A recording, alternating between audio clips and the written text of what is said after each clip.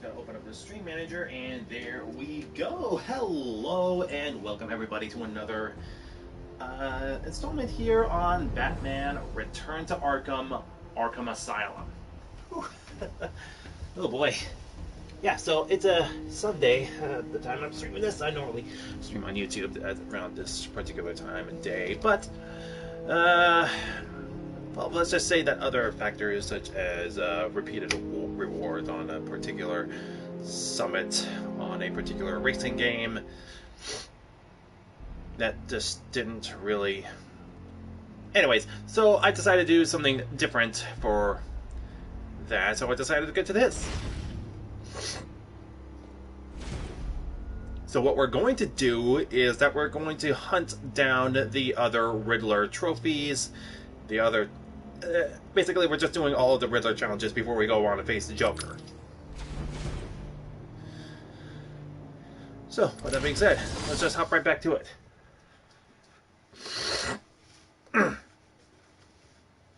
Excuse me. Okay, so if I recall correctly, we were at Arkham West. I just so happened to have found the map off stream, and now we are going to take care of that.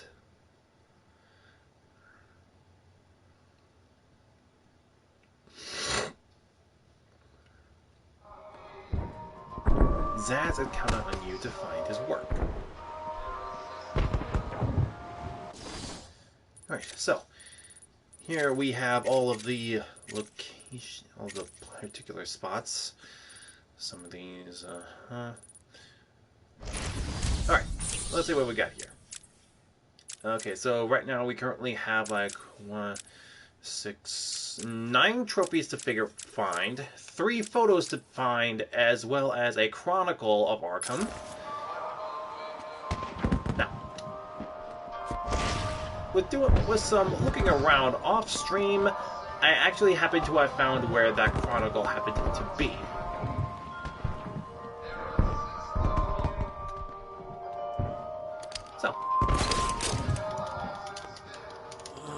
And it just so happens to be hidden behind that wall.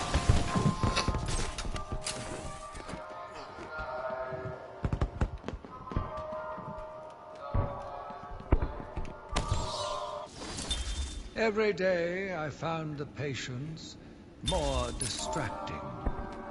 Their insane mutterings and constant twitching disgusted me. There was only one way to cure this evil.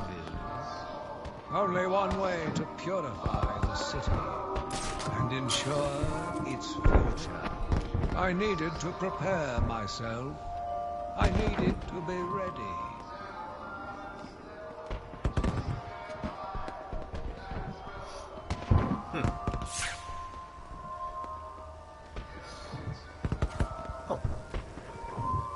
All the way over there. Yep, it can reach that far. Okay,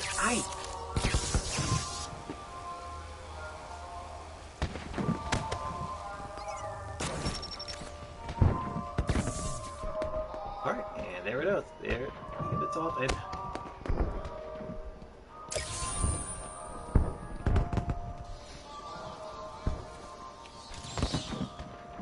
Yep, I figured this would be it. Tally marks. Yep. Definitely Zaz.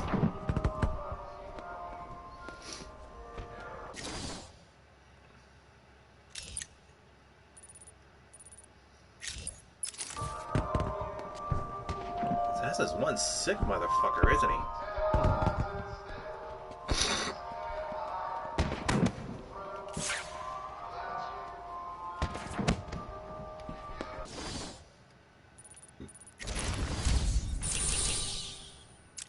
One trophy, yada yada. Does Scarecrow's gas break down barriers? Scarecrow's gas break down barriers as it drives you insane?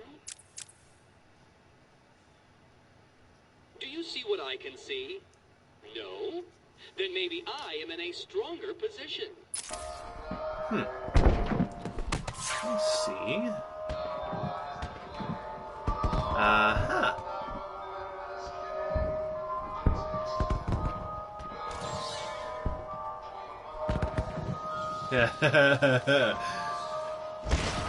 Nice try, Eddie.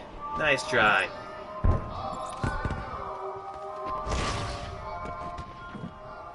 Alright. Break down barriers as it drives you insane.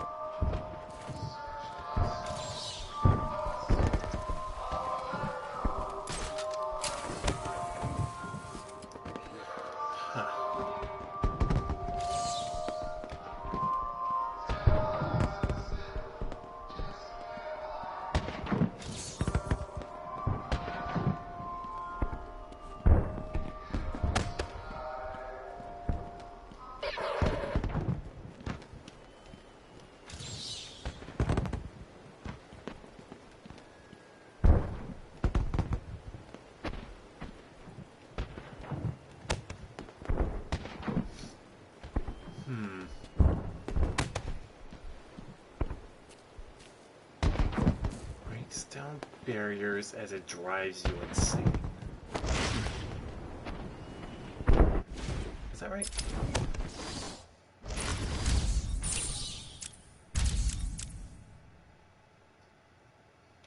Does Scarecrow's gas break down barriers as it drives you insane?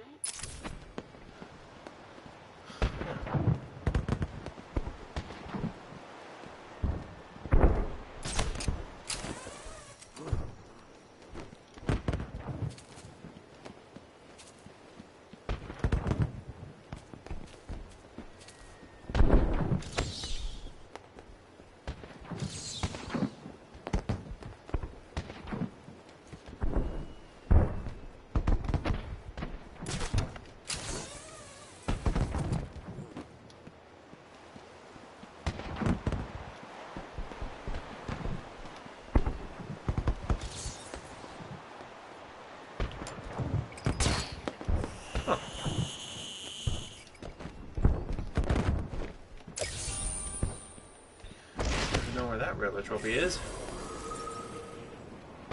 Oh, Batwing.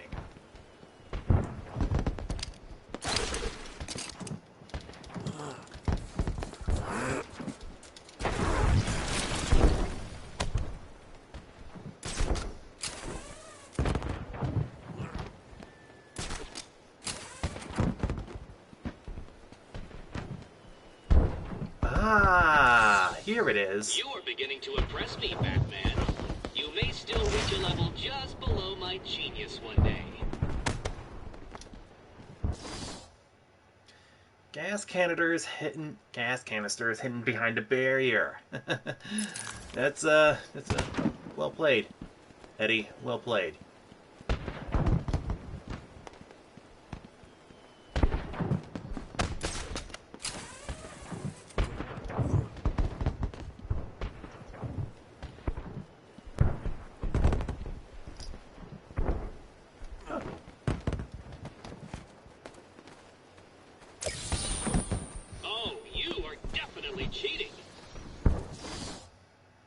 No, I'm just observe. I'm just. What was it? Observe. I forgot the meaning. I forgot the word. Observing. Observe.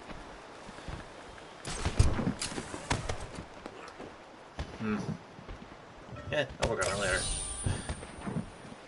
All right, that's another trophy. Now, there is one over here at the penitentiary.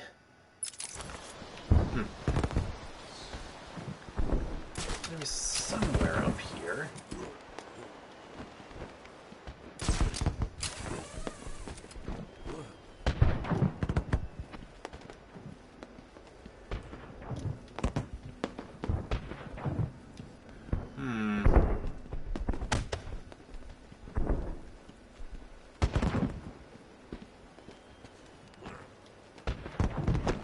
Is it down here somewhere?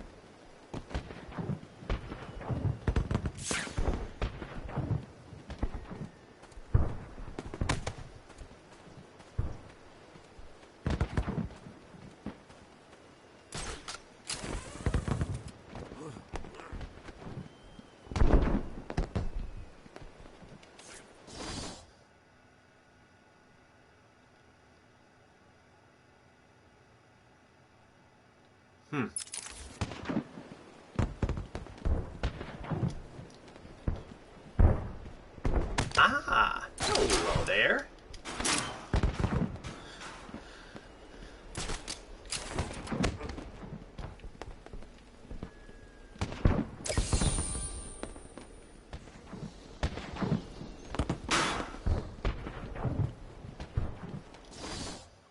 Alright, so there are 4 trophies left. One of them has got to be around the door. And with that, I got another upgrade.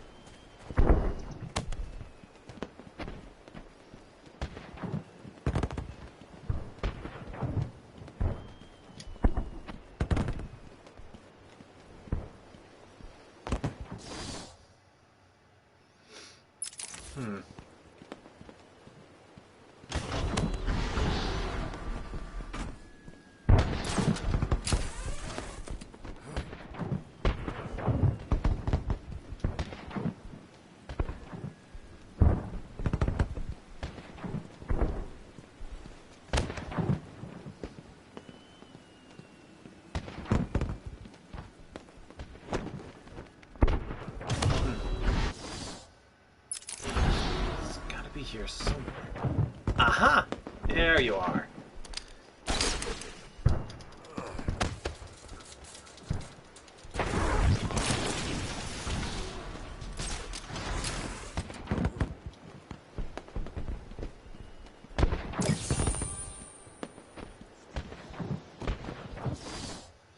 Alright, now there's only 3 left in the West. I wonder... No, let's see here. 158 up 240. I am Edward Nixon, the world's greatest detective.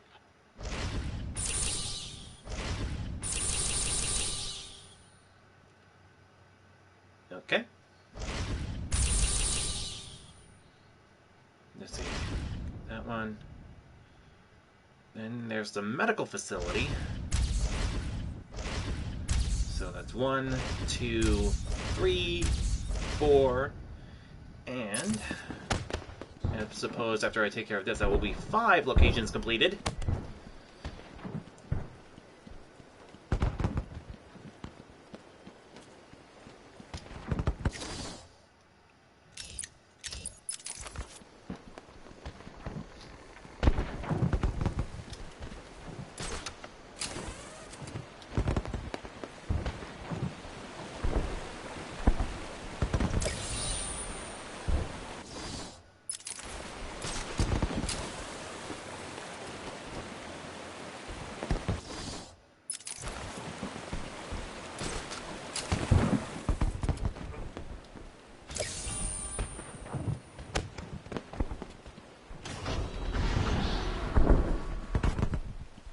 There's gotta be someone. Maybe up here? Gotta be close. Oh! Wait! That wall!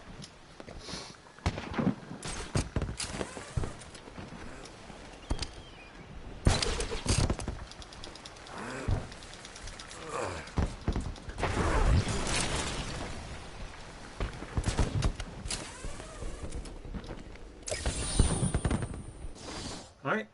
And with that, that is all of the Riddler trophies here.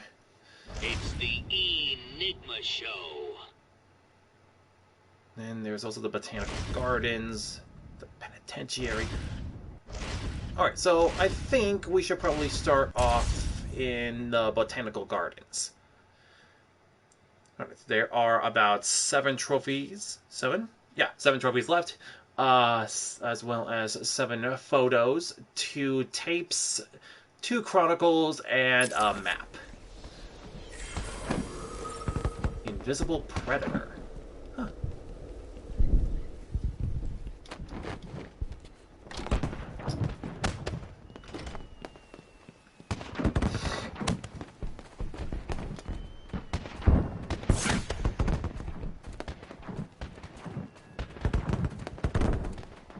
Gotham North. Don't see any lunatics around, so guess I'm in the clear on that.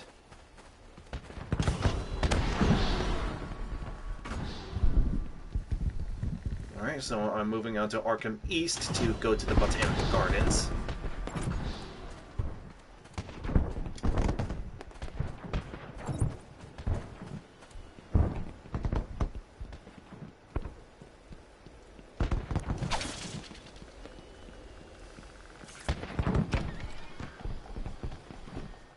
Alright then. So, we're just gonna go ahead in here, possibly find whatever we can find, and, yeah, the Botanical Gardens. Yeah. Okay.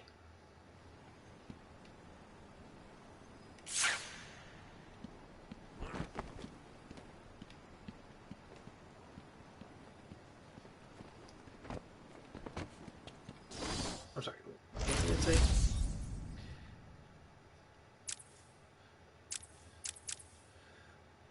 Is the number up for these guards? Is the number up for these guards?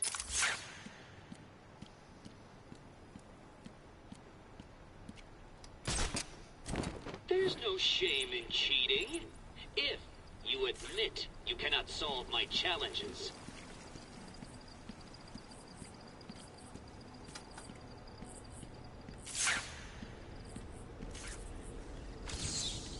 Nope. Has to be a number.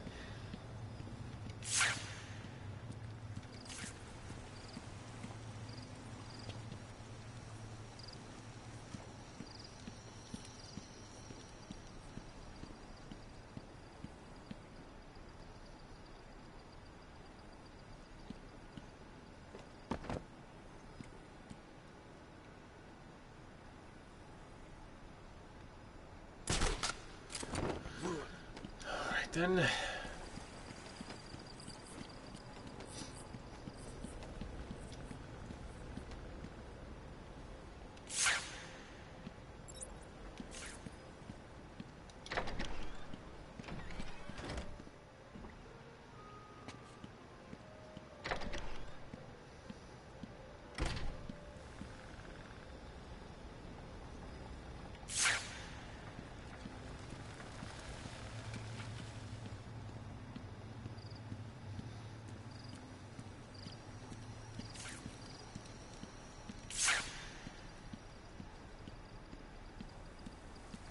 Are you up to the challenge?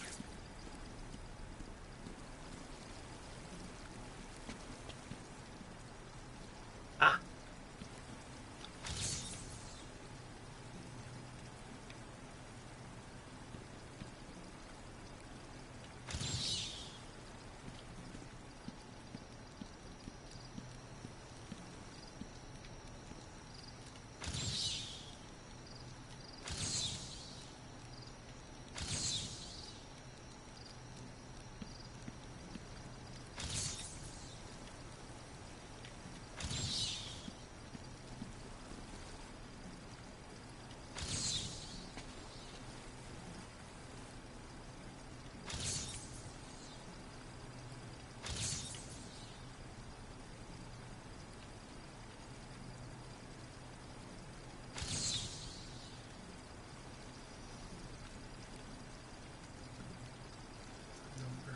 Up.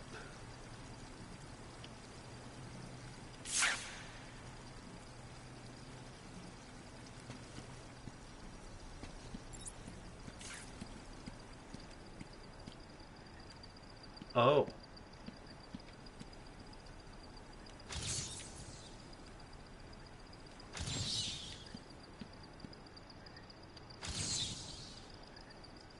There it is.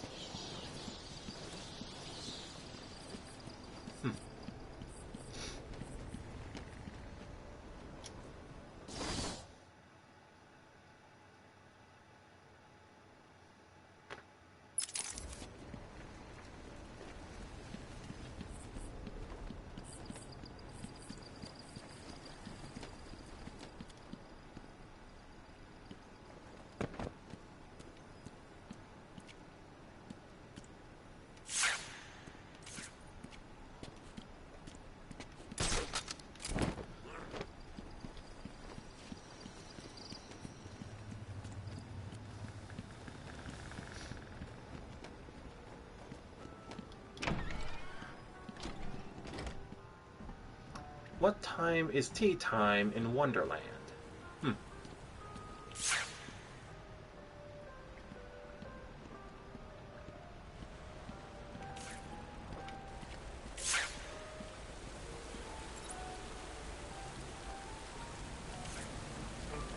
challenge is too great for me.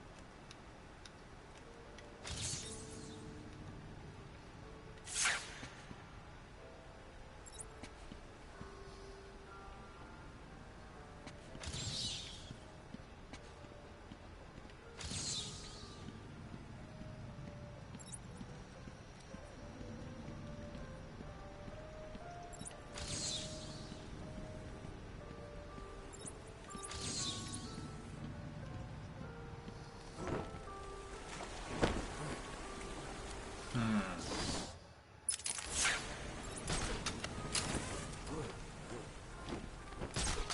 think I have better luck with finding whatever it is when I find the map.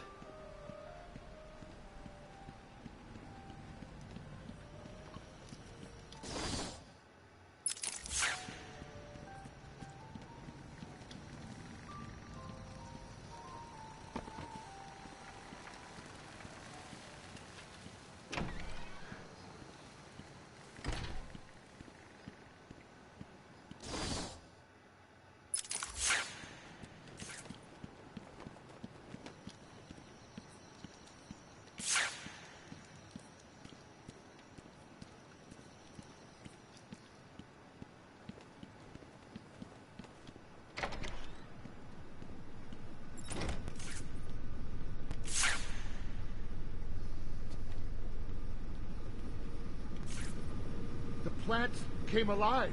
I saw one pick up on a Joker's men.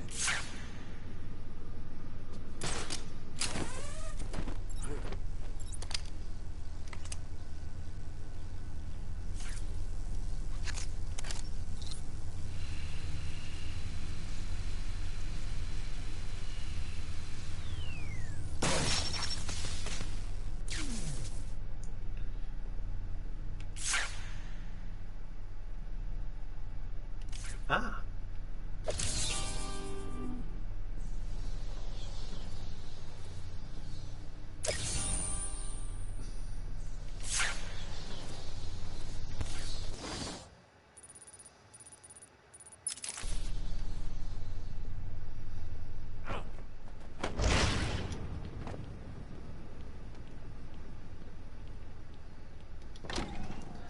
Well, I found the secrets map, so we can probably find a better time with finding whatever secrets lay ahead. So, yeah, here's that.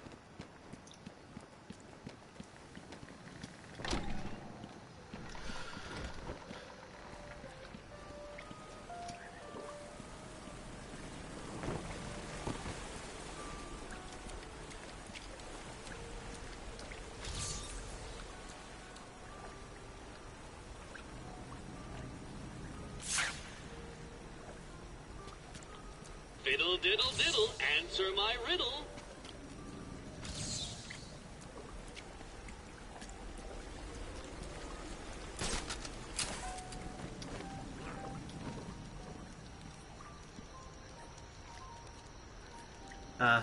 Here it is.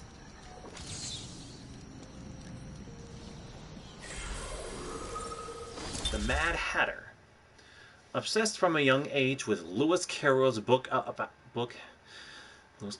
Alice's Adventures in Wonderland, Jervis Tetch, an expert hypnotist, embraced the delusion that he was the incarnation of the character of the story, the Mad Hatter. Using his skills for mesmerism, the Mad Hatter has committed many crimes, often themed around the book that inspired him and his love of hats and headgear.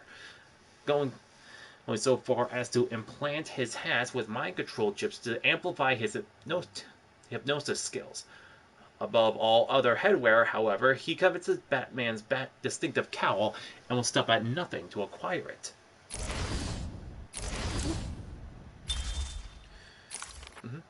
Travis Tetch, professional criminal, Gotham City, blue, red, 4'11". First appearance of Batman number 9. My tongue. Batman number 49 of November of 1948.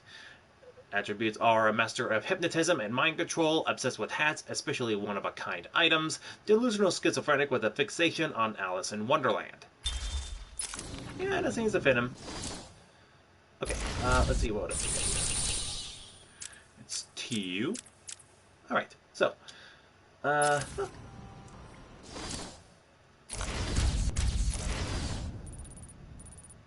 Okay, so I can find the rest of them in the further different sections. Okay, this is where the Poison Ivy boss battle happened, so there's no going back in there. Here, likely because this whole location, probably because this part of the hallways collapsed. Most likely. Alright, okay, and here's where the Joker had those orderlies hostage. And there's this section of the building where we had to fight some titans. Uh-huh. Okay. Okay.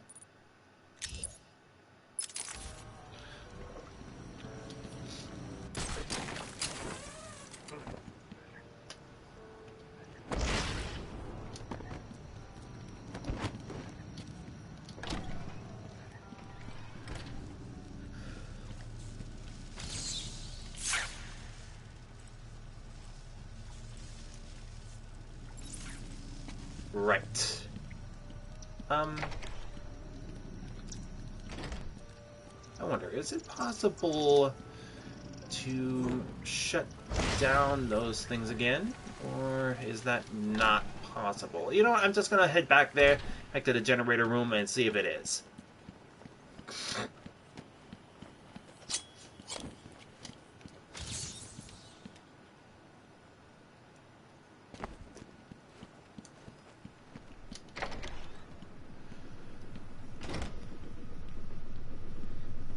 Okay, so that's a no then. Alright. Well, guess we're gonna be using the line, so... Fancy.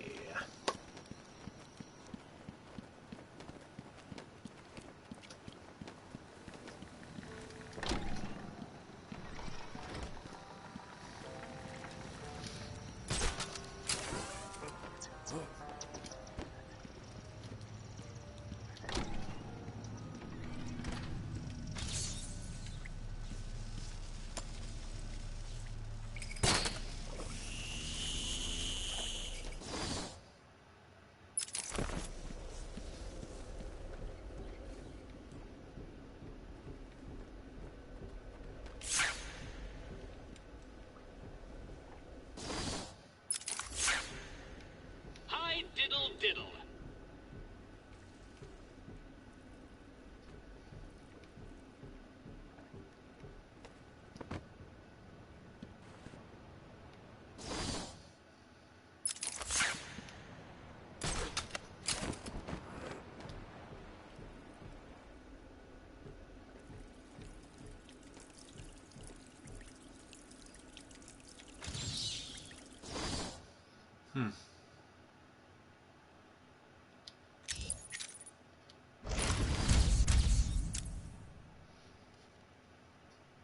The Ratcatcher needed more than just his charm to lead his army.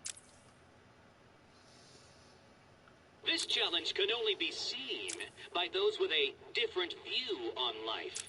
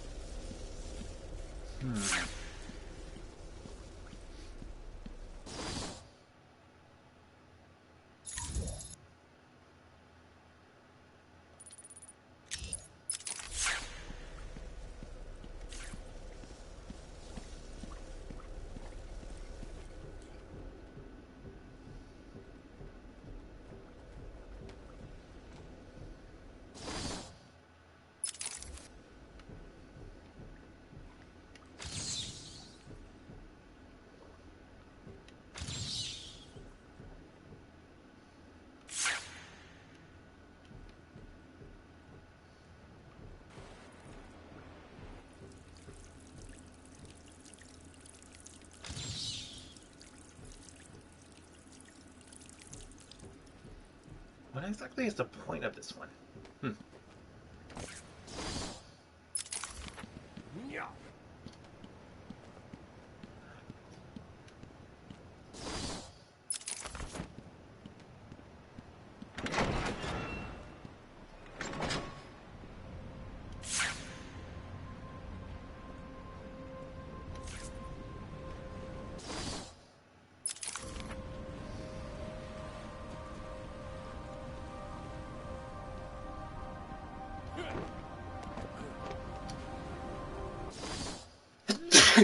Yeah.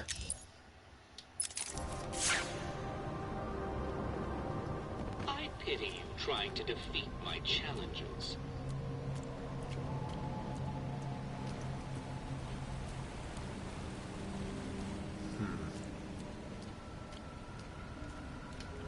Seems to be a way in there.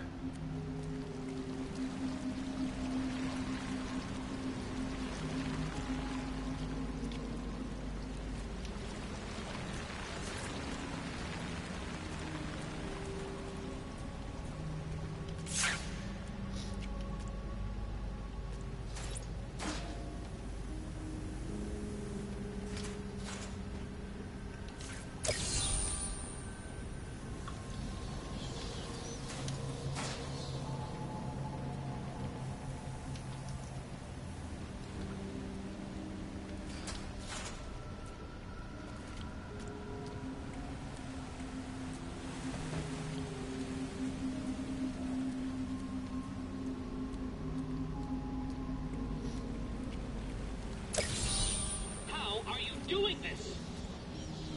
Mental Athlete. And this trophy is solve 70% of the Riddler challenges.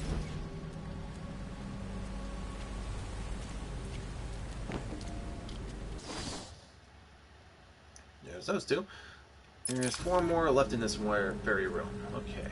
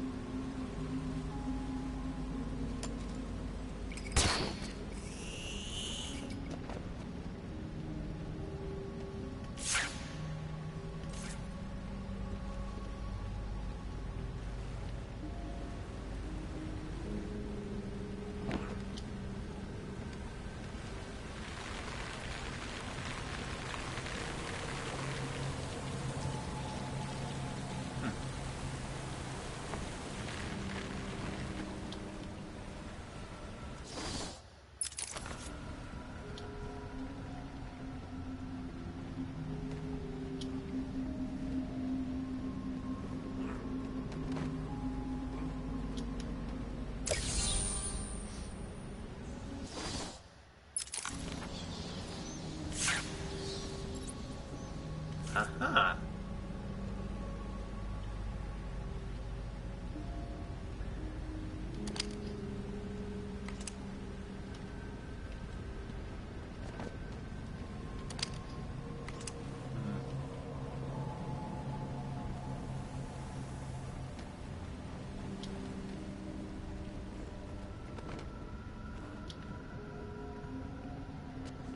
Nope, that's just where I came in from.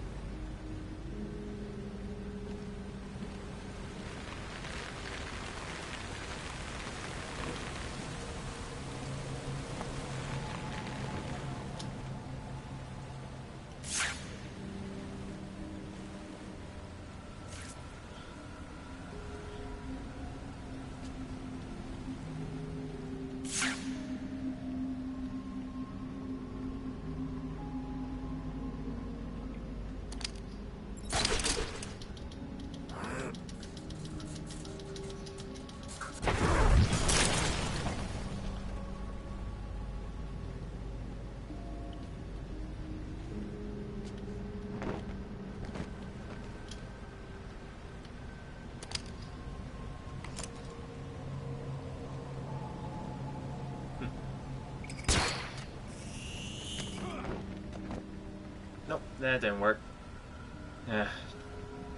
Fiddlesticks.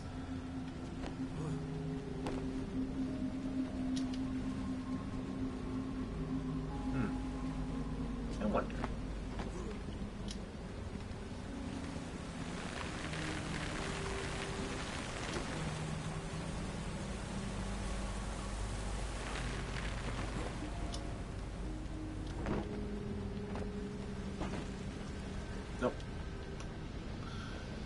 Huh. I swear, sometimes these ones are like a big puzzle. Well, I guess that is pretty much the whole intention of it anyways.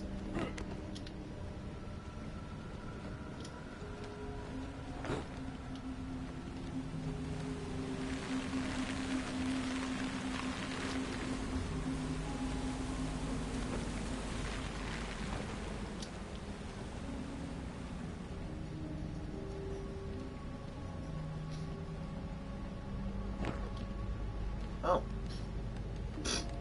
Well. Okay then.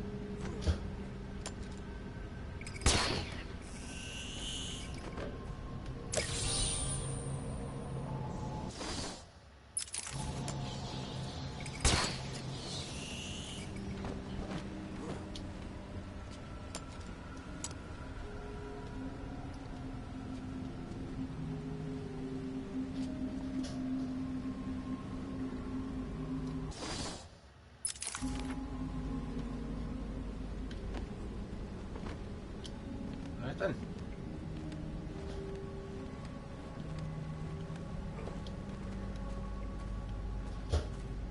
Aha. Circle of I Arkham. had a sudden pang of conscience. I sought counsel from my priest on the choices I had made. I asked him if it was a sin to kill in order to save a life. The holy man said all life was sacred, but a judgment would not be upon my soul if I acted to save another. I left the confessional with my soul uplifted, convinced more than ever I am doing a service not only to mankind, but to God as well.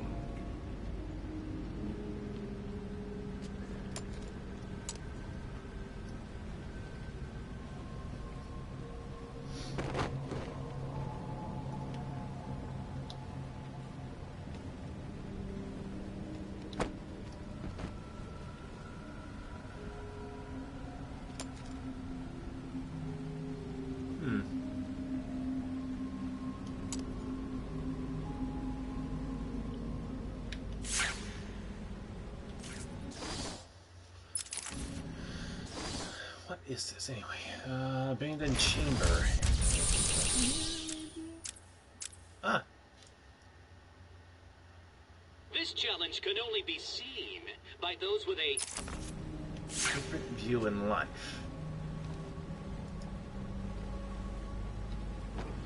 Ah, I see. So it was in a trophy. But I guess it's a hidden Riddler's logo.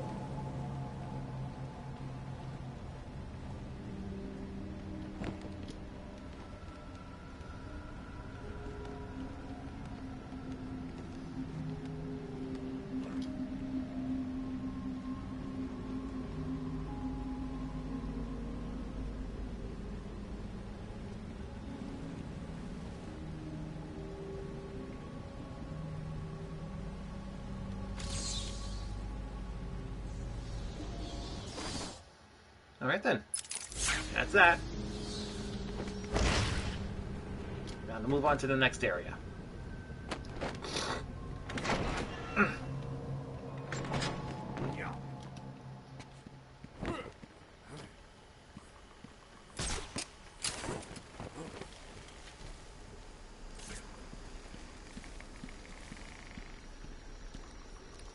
I had a dream I was fighting with you.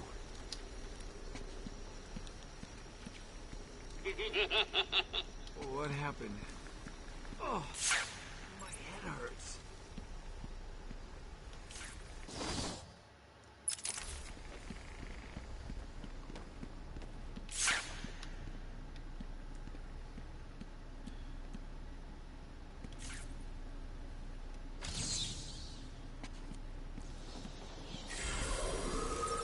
Humpty Dumpty. An obese, bald man named Humpty Dumpty, for his egg-like form, Humphrey Dumpler is obsessed with taking things apart and putting them back together. His crimes at first were minor break-ins, leading to small mechanical items no longer functioning due to Dumpler's inability to adequately reassemble them after taking them apart, but soon his obsession grew to the point that major disasters occurred in Gotham. And Dumpler's crimes also extended to a gruesome attempt to fix his abusive grandmother by dismembering her and then attempting to Frankenstein-like reassembly. At Arkham, he is a model inmate, his quiet nature and imposing physique inuring him to the madness surrounding him. Yeah. Let's see here. First appearance was Arkham Asylum Living Hell #1 of July 2003. Extremely tall, heavy, and strong, possesses an almost unnaturally quiet, deliberate nature. Ritualized childhood abuse has led to a severe case of arrested development and an inability to assimilate into modern society. Obsessed with the process of disassembly and reassembly.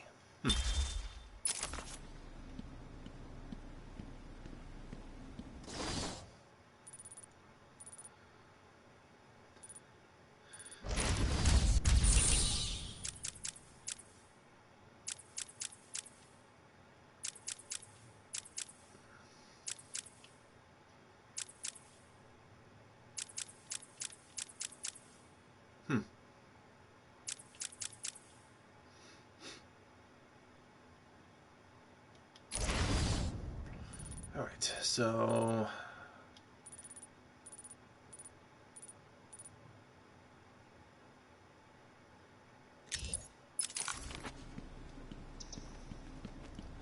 I'll get to that trophy later.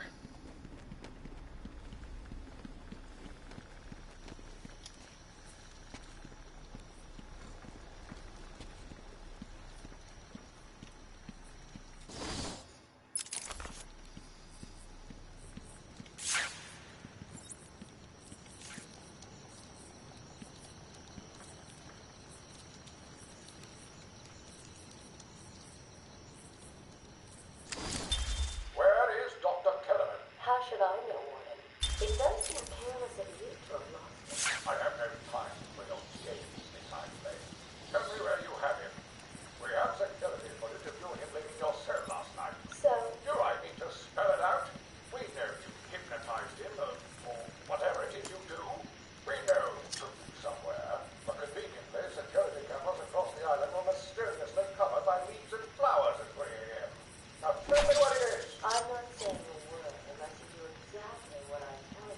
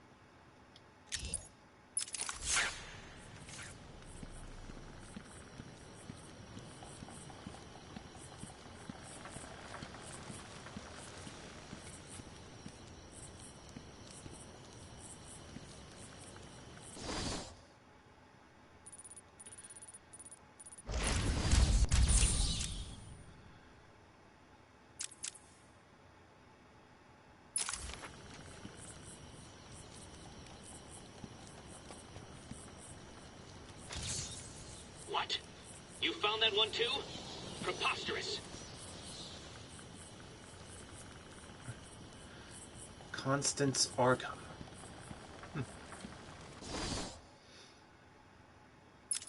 Right. His wife. Alright, now the aviary. There's no closet in the garden, so someone is using the roof instead.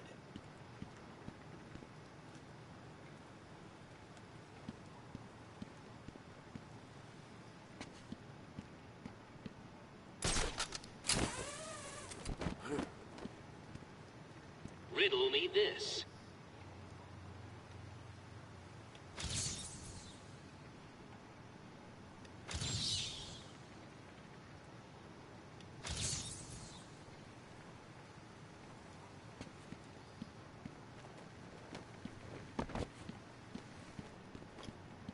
They're all dead. Joker was busy while I fought his monsters. He'll pay for this. Ah, crap. The orderlies are dead. Oh.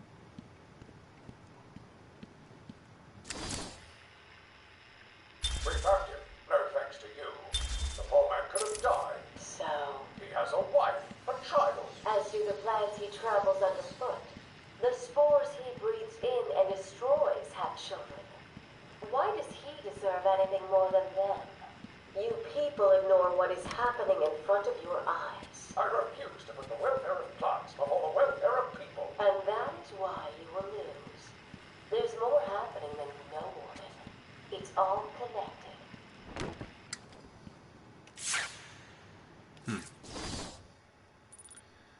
It's on the roof.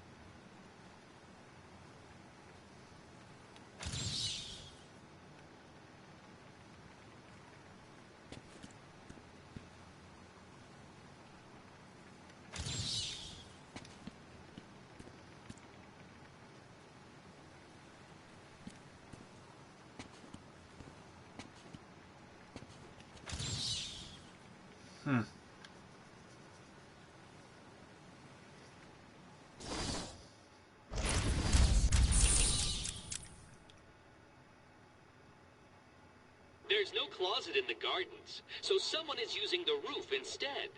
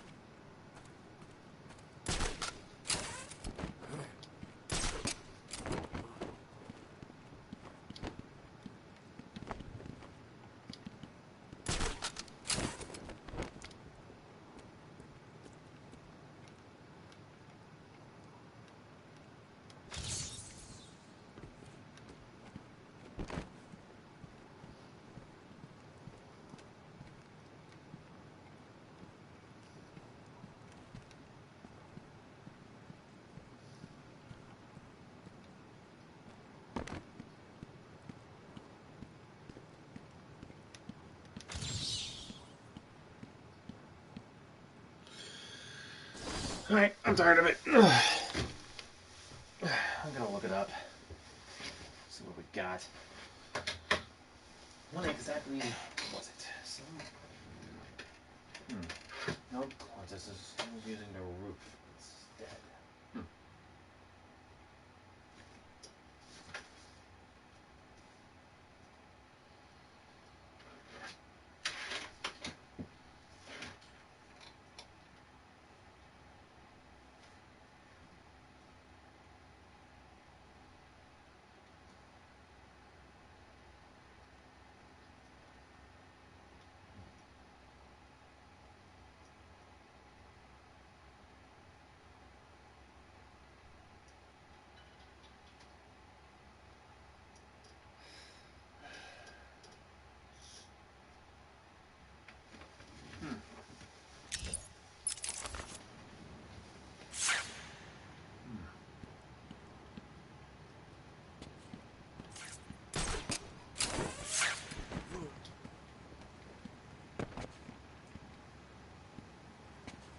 Oh.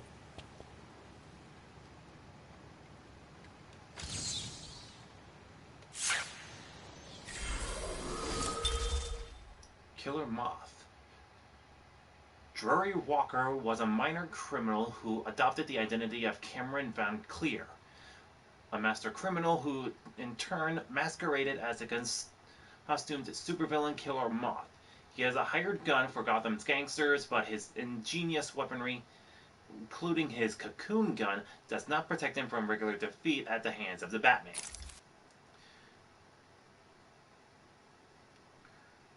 First appearance is Batman number 63 of March 1951. Obsessed with fame and identity change, skilled inventor, amoral and motivated by... Oh, he's amoral and motivated by his feelings of insecurity and inadequacy into criminal activities in an attempt at notoriety.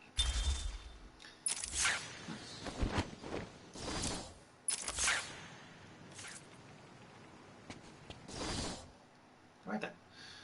Next up, I think, is that little...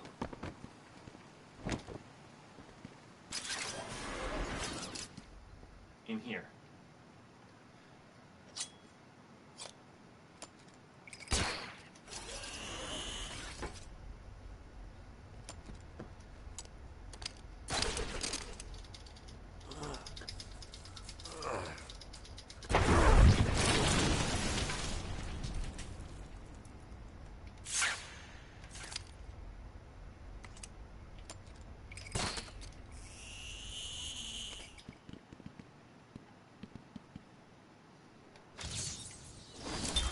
I watched in silence as he brought in the woman. Her skin now a venomous green.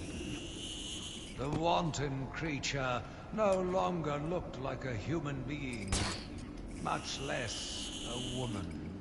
The Bible says, "Suffer not a witch to live."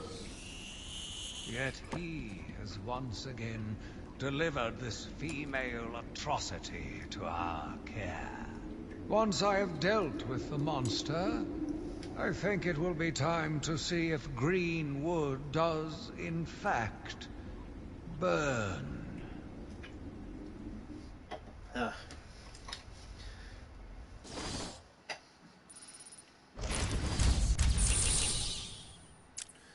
last one. The Ratcheteer The Ratcatcher needed more than just his charm to lead his army.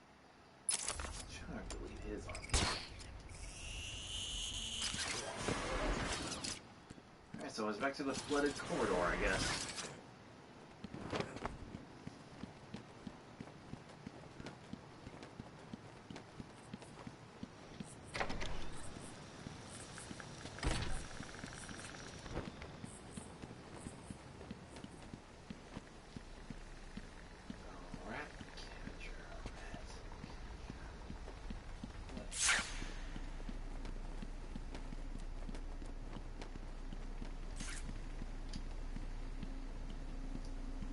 No challenge is too great for me.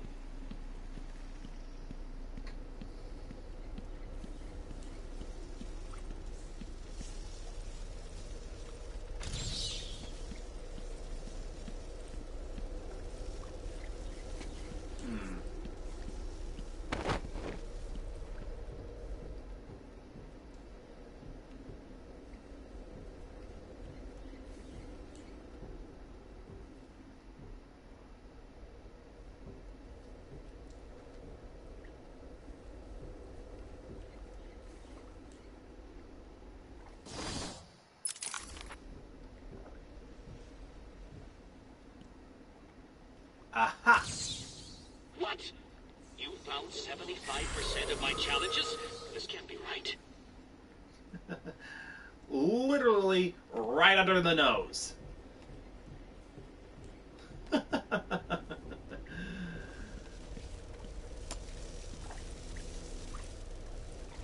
this is going to be one of those longer streams, so I think I'm going to keep going.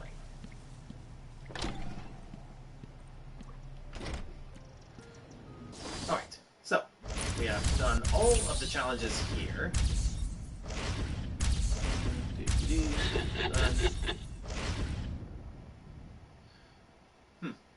The medical facility, or better yet, not the penitentiary, the mansion.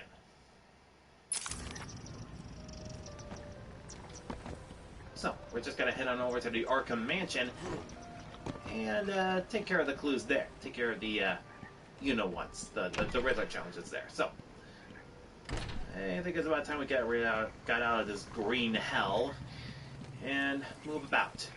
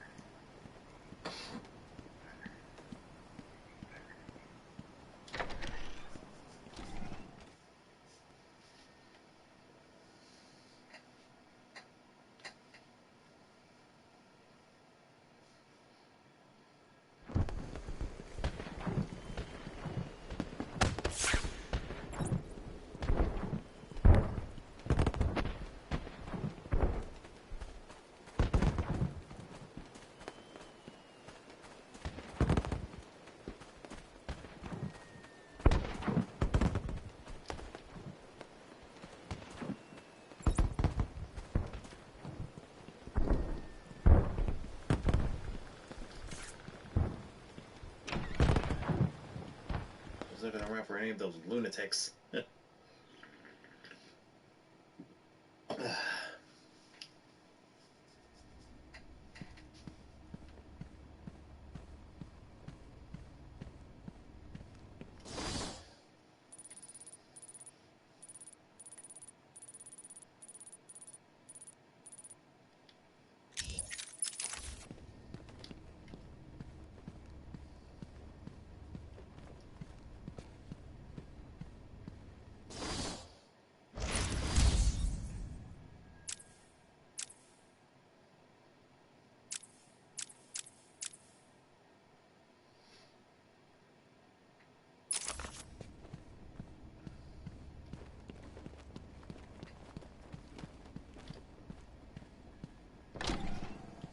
I think it's safe to say that those pink glass clouds are going down.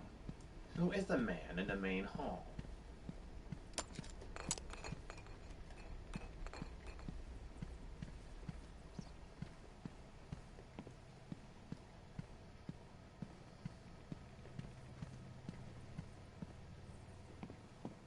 It's the Enigma Show!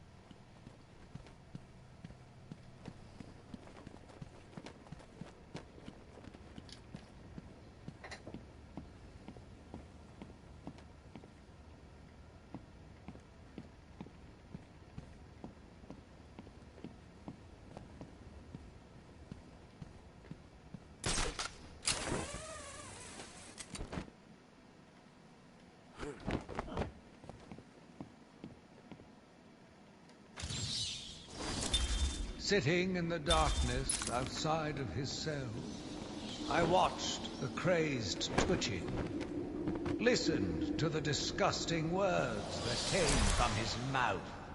How can I let a dirty animal like this live? He is the cancer I have sworn to protect the city from. Fireworks, huh? Never liked them myself.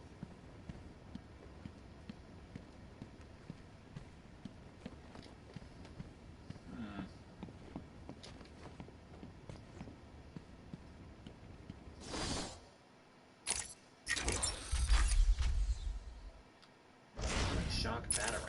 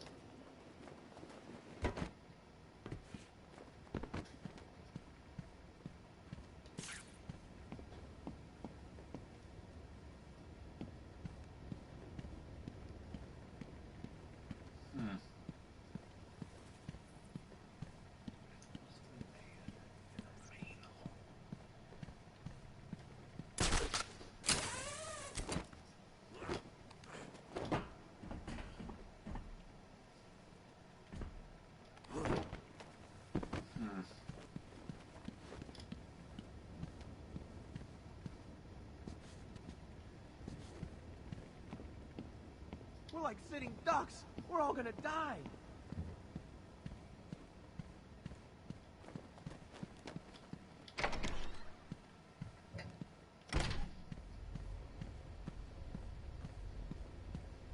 Game of cat and mouse can be painful.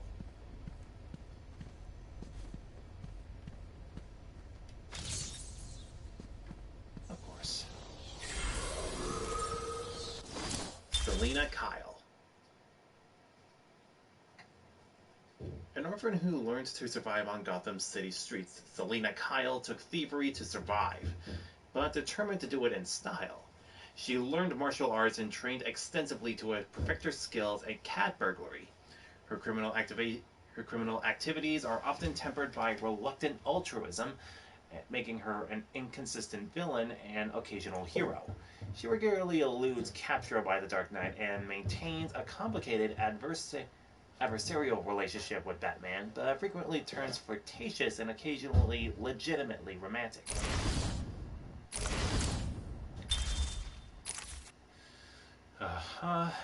First appearances in Batman #1 on spring of 1940.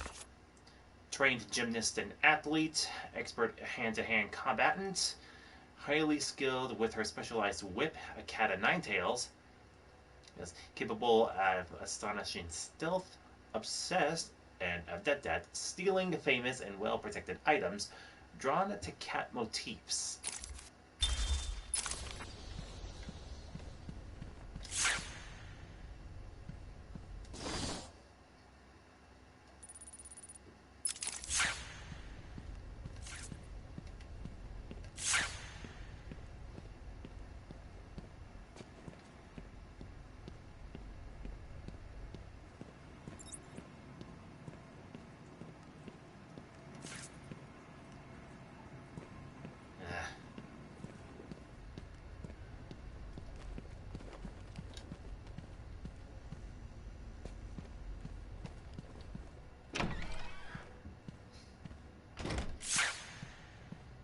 Isn't the warden too old for a puppet show?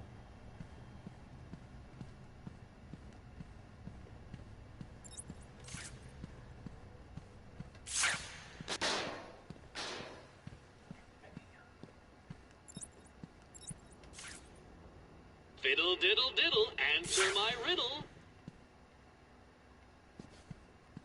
Ah, the map.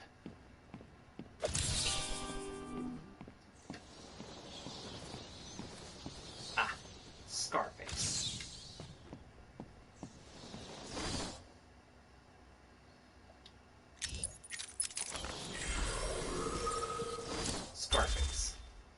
Brandon. Gotham's Blackgate Penitentiary once had a gallows tree from which 313 criminals with death sentences were hanged.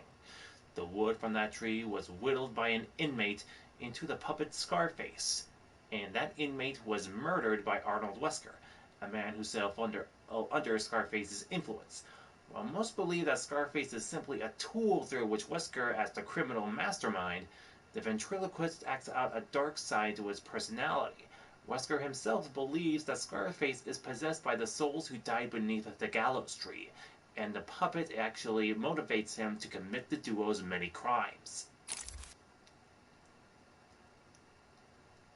First appearance was in Detective Comics number 583 of February 1988.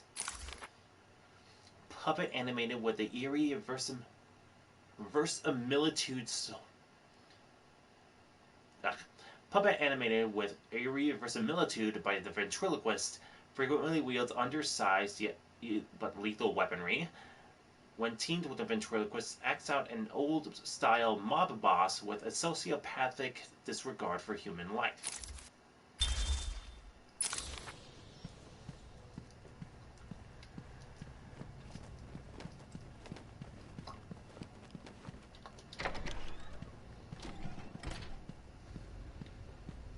I noticed that there was a Riddler symbol, and yet, the moment I look at it, there it is.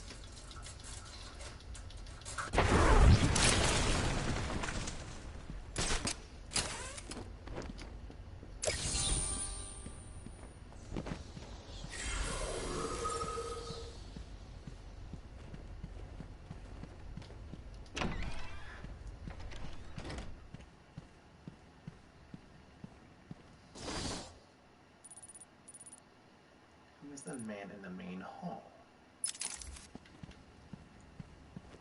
Okay, so it's not the big statue, but rather somewhere else within this very room.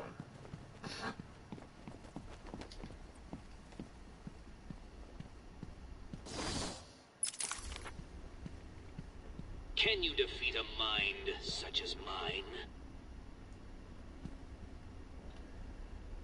Commissioner James Gordon, for your outstanding contribution to Arkham Asylum at the Arkham Hall of Fame.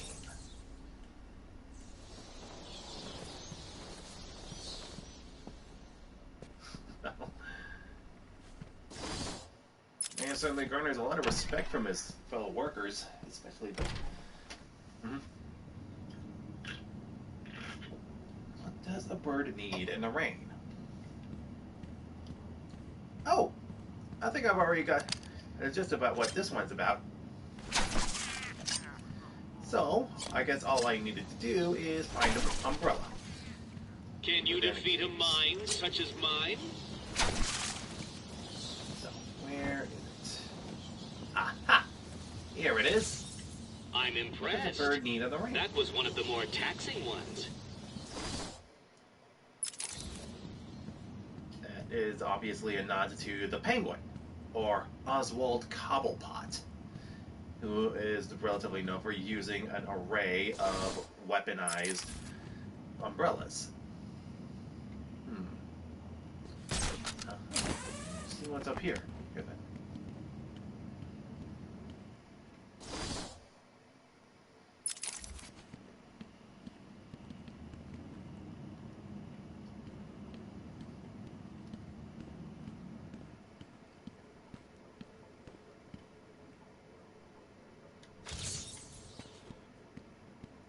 Chronicle is already scanned. So wherever it is... Wait. No. Oh!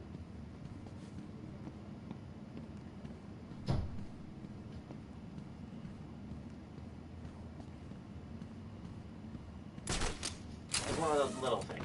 Okay. Find the dot.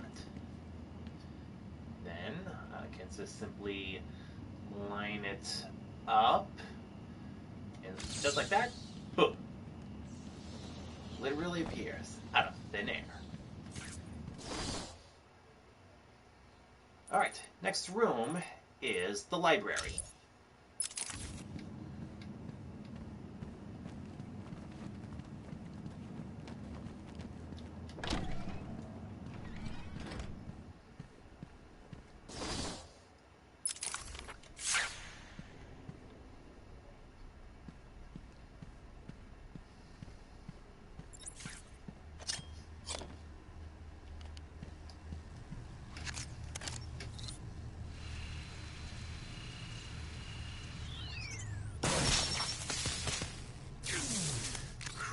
Alright then. Huh, there's an interview tape over here. Patient interview 9. Dr. Crane continues to evade questions. I believe he is quite sane, just evil. He takes no interest in the people he has hurt. His research appears to be the only motivating factor in his life. What is it about fear that drives your obsession? Fear drives everything, Stephen. Everything. Your life is governed by fear. Every decision you make is a product of that fear. Don't be ridiculous. You married your wife.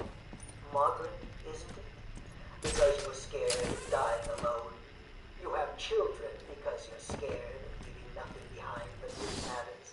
You go to the doctors because you're scared of dying. Do I need to go on? No. I think that will be all for today. Guards?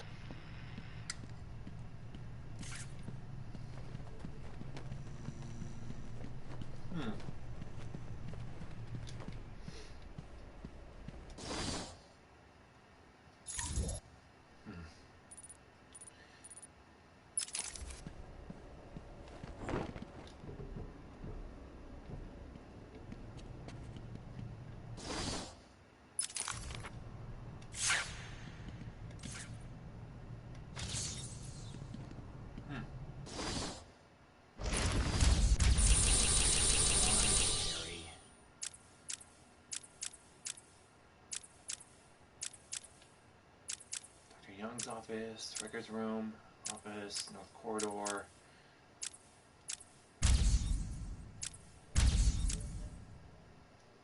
Give peace a chance by sniffing. Okay. There's nothing in here.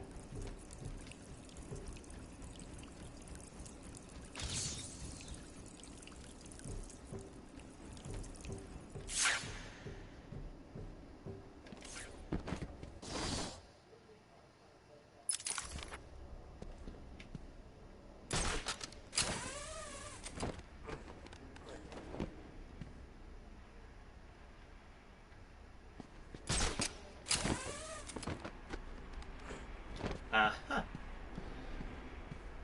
Since there was nothing in that event, the best option was to go all the way to the top and finding out where it was.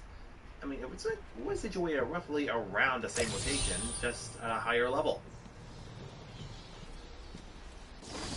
Alright, so that's everything here in the library. There's the entrance hall.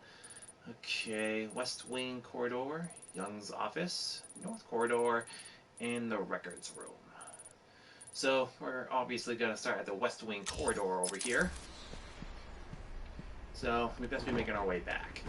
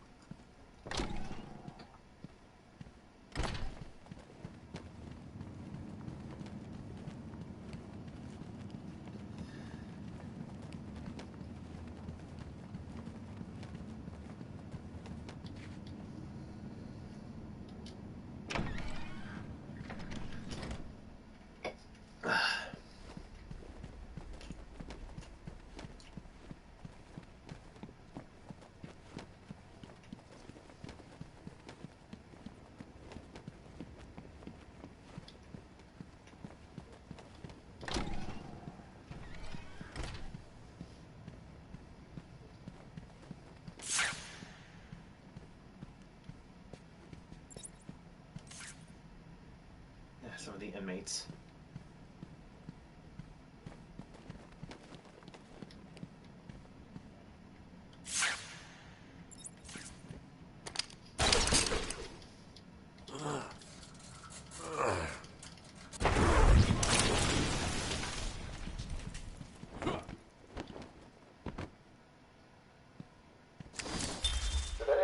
another interview with Crane.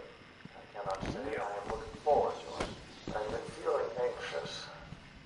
I don't like to admit it, but I think he's getting to me. How are you today? I keep telling you, this is my session. It was your session, Doctor, but not anymore.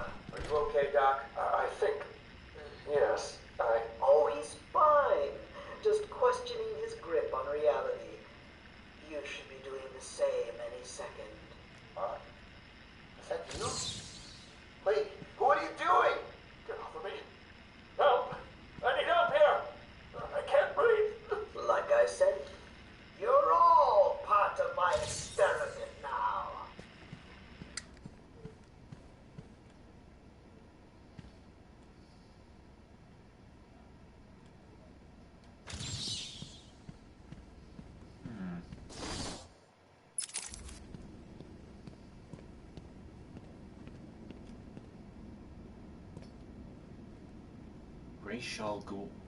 Ra's al Ghul.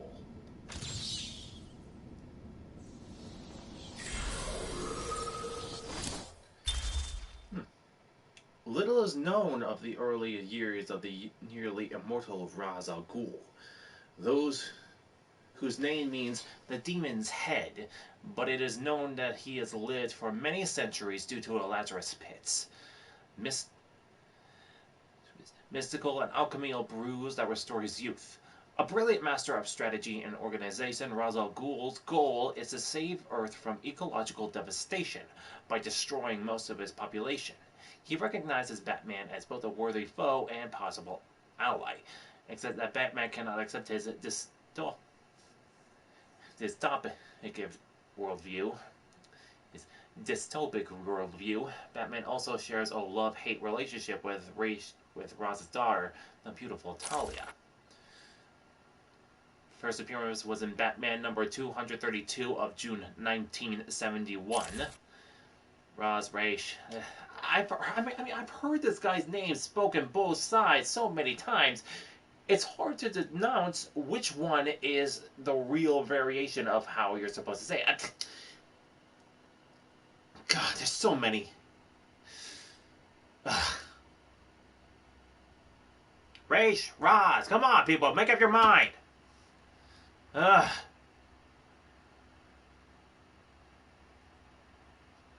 Ugh, God.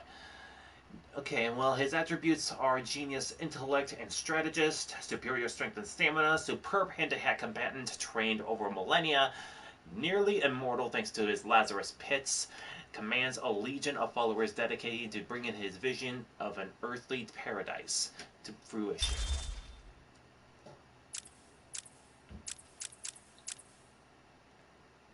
The Rat Catcher. Once employed as an actual rat catcher in Gotham, Otis Flanagan soon started using his natural gift and affinity with an ability to control rats to stage a variety of crimes. Eventually, his control over the vermin grew until he threatened Gotham City with a veritable army of rodents.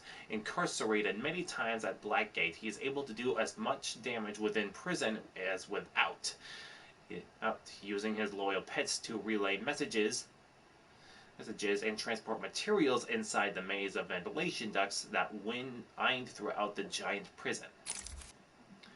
Otis Flanagan, professional criminal. First appearance, Detective Comics number 585 of April 1988. Attributes consist of a thorough knowledge of Gotham's sewer system and Blackgate Prison's layout, eerie ability to wordlessly communicate with and command all rats, overvalues rodent life, especially in comparison to human life.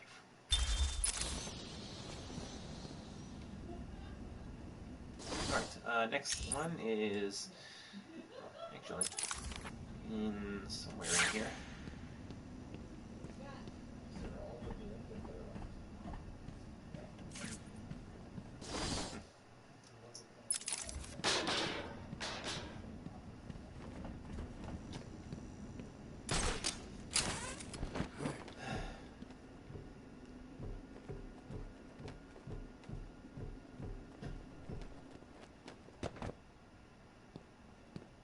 guessing how Al Ghul's name is pronounced would be more. It's more so in line with whatever series. So, what we got here?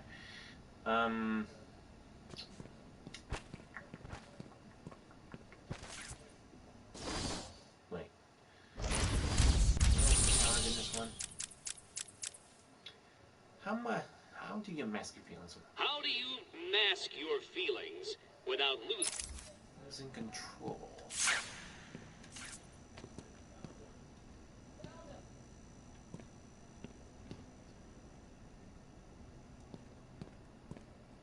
Ah!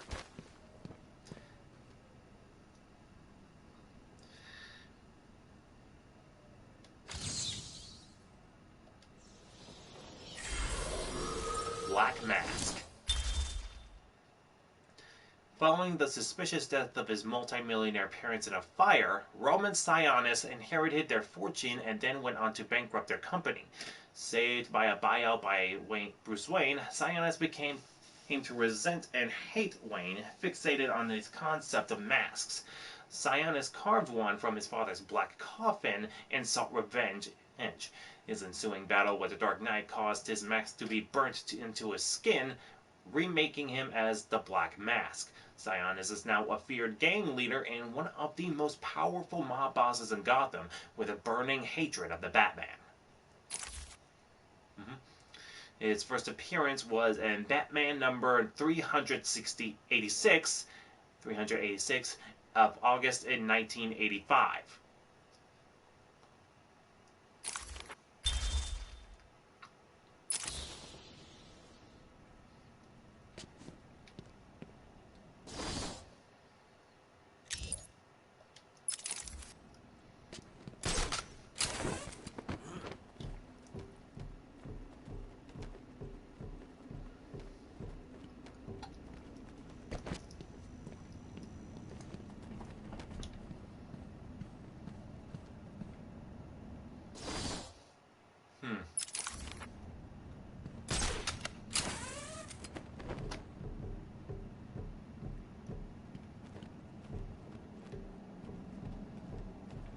Yeah, well, going through the door is not an option.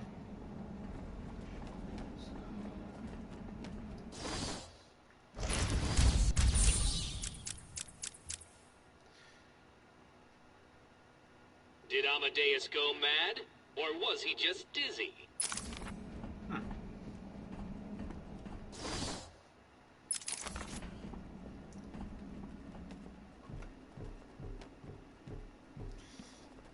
Just get dizzy.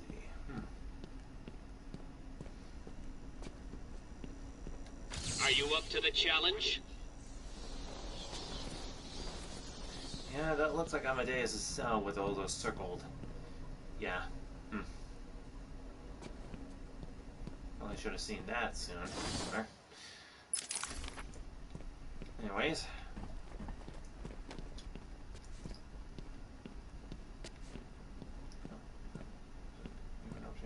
No, there isn't. There it is.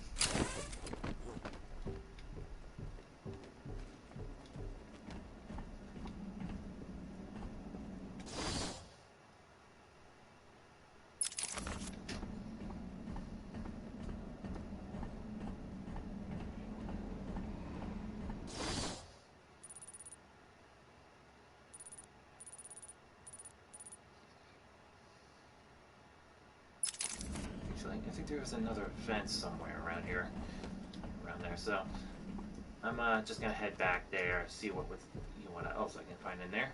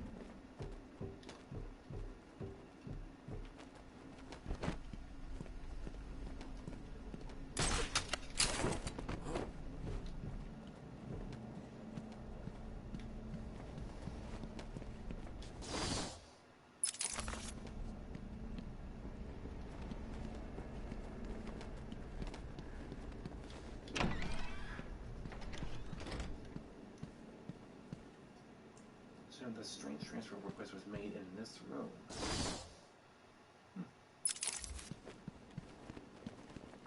Strange transfer request, then.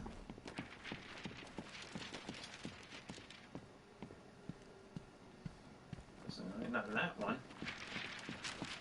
I am Edward Nigma, the world's greatest detective.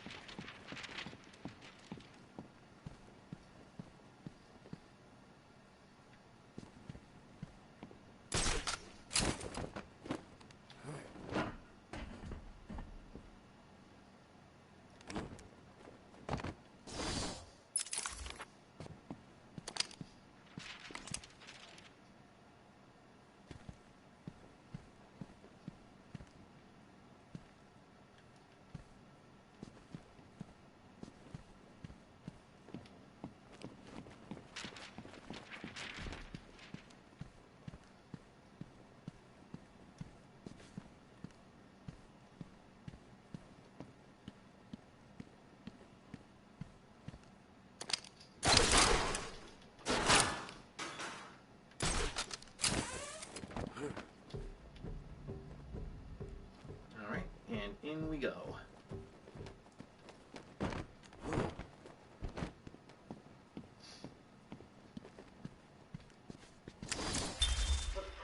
Asylum Interview 1. My experiment is underway. Working alone created my ultimate fear gas. Its potency, a revelation. They're all over me! Please, Daddy. Don't do it! Come on. I have pumped enough gas into the medical center to break 100 minds. It should only be a matter of time before... What? Give it up. Now! How are you still standing? How come it's not affecting you? Who says it's not? I knew it. What was it like? What have you seen? Officer Cash, get this formula to the air conditioning system now. You failed, Crane. Again. I've been working with Dr. Kellogg in creating an antidote to the toxins in your cologne. He fooled you, Crane. How does that make you feel? Threatened? Humiliated? Scared? Huh.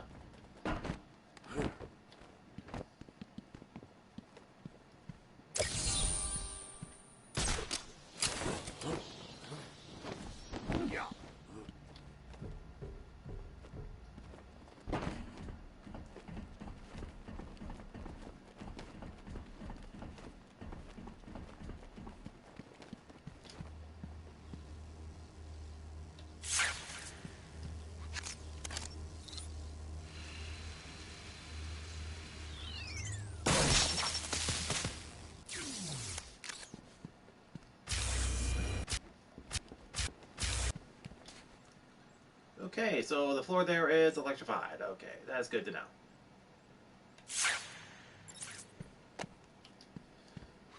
Jeez.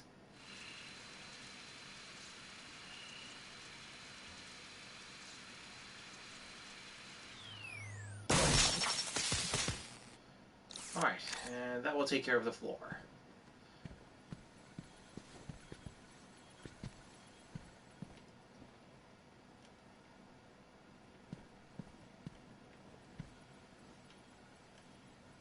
Strange transfer request.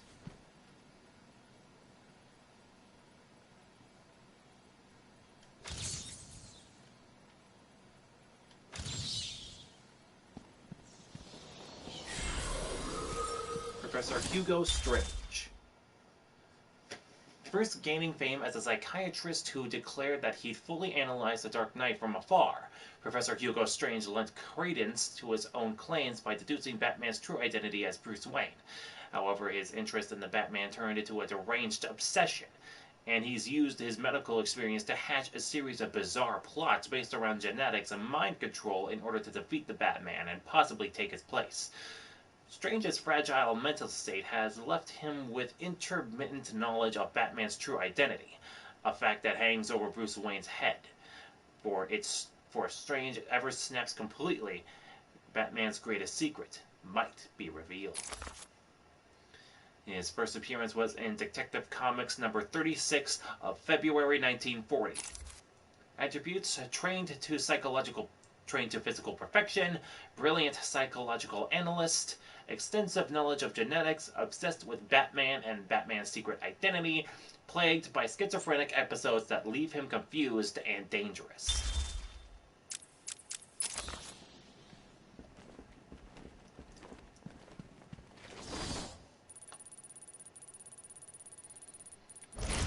Alright, so that leaves one challenge. Well, two, if you're counting the teeth. Wait, how many have I came here with? 17, which means there has got to be one that I haven't gotten to. But luckily, the teeth aren't very subtle. I should count my blessings on that. The real question is, where are those teeth exactly?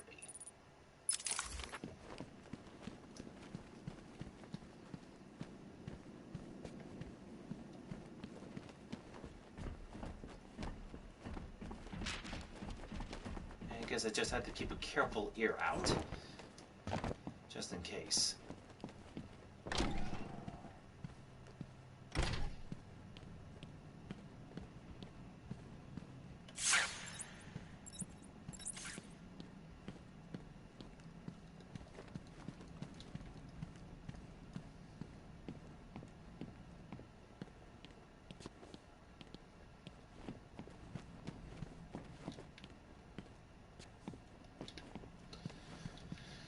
Guess I'm just gonna have to go through every corridor.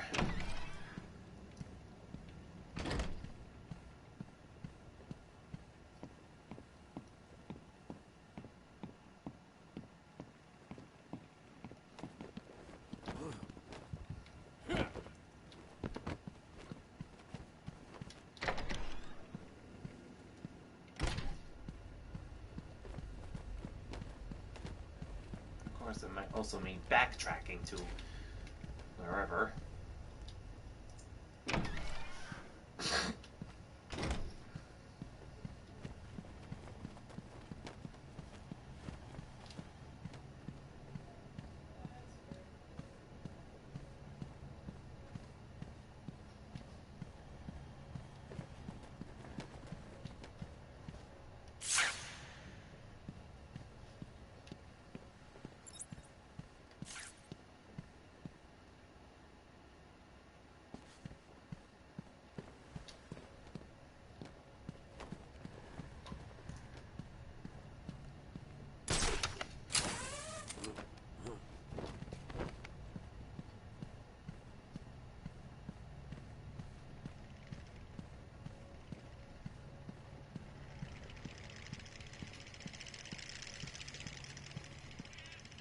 There's two of them, but where's the third?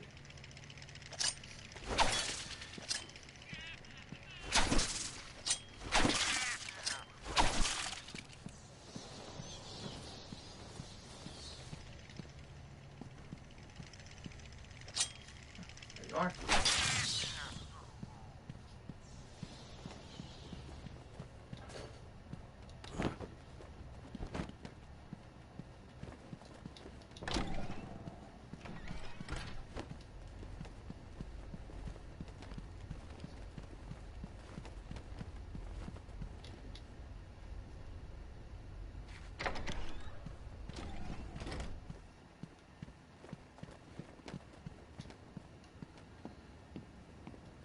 So I believe the final one is a Riddle, right?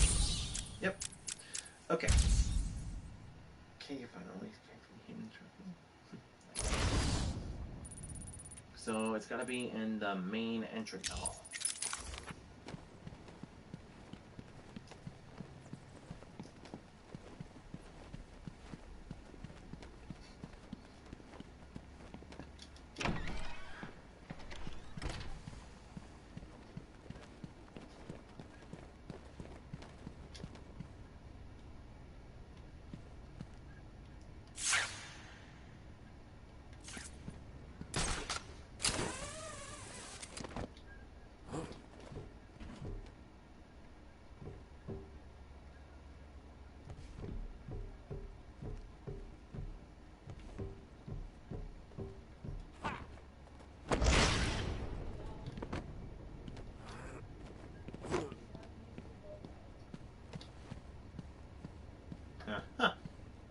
is.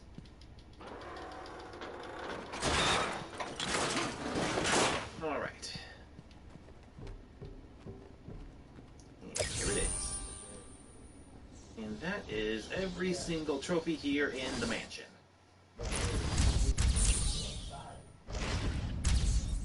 Okay. Can you defeat a mind such as mine? So there are 39 challenges left to complete. Those challenges being in the medical facility. Oh. And the penitentiary. All of which are in Arkham West. So, let's go and take care of those, shall we?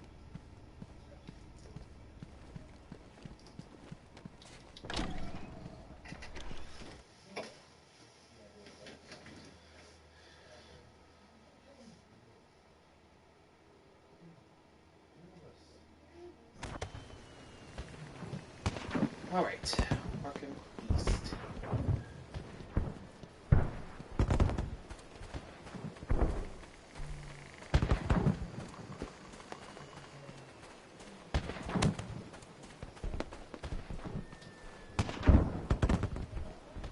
Yep, just through this door. I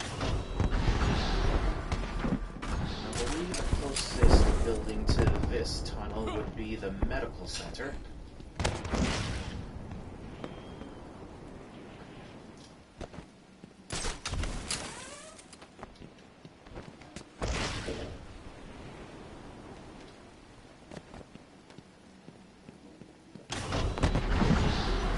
Start there.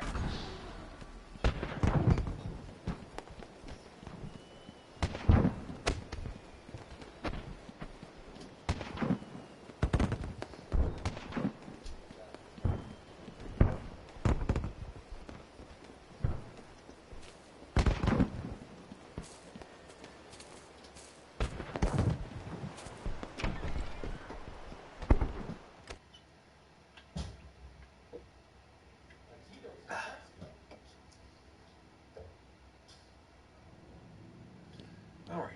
Is the generosity of our benefactors on the wane? Wait, what?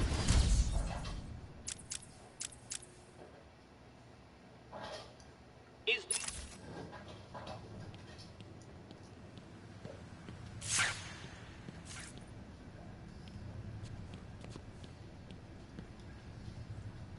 City of Gotham. This unit was funded by Bruce Wayne. Bruce Wayne funding. Oh, sheesh.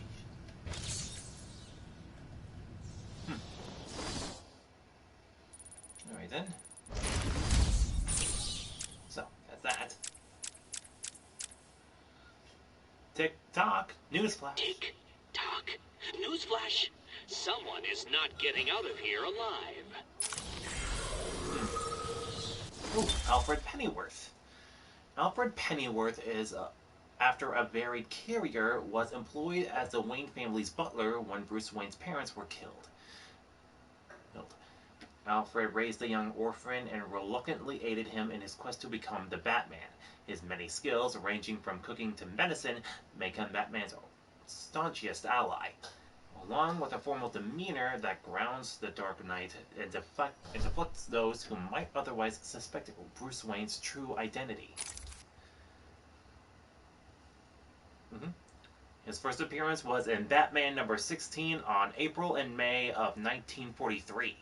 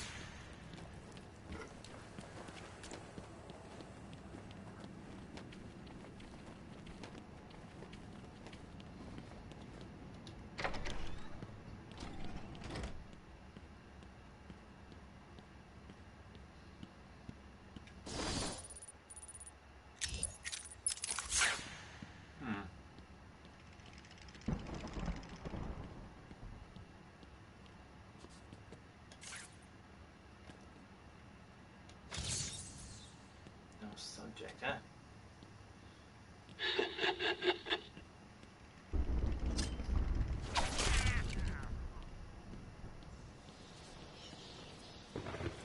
Jeez.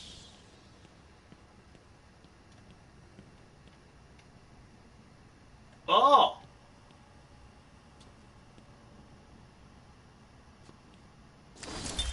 Patient interview 21. Patient's name is Edward Nigma, also known as the Riddler. So, Edward, Warden Sharp tells me you've been leaving threatening riddles scrawled on the asylum walls. Again. One would have to be severely paranoid to read threats into harmless riddles, Dr. Young. May I test you with one? Very well. What is it that walks on 4 legs, then 2 legs, and finally 3 legs? A human being. As a baby, it crawls on 4 legs. As an adult, it walks on 2. And in later years, it uses a cane. Good try. But the answer to all 3 is a baby. True, it crawls on all 4s, but cut off its legs and it can only wiggle on 2 limbs. Give it a crutch, it can hobble around on 3. You see? It's horrible. How can you even joke about that? Easily, Doctor. It's not my baby. Yeah, Eddie is a bit of a nutcase in his own right.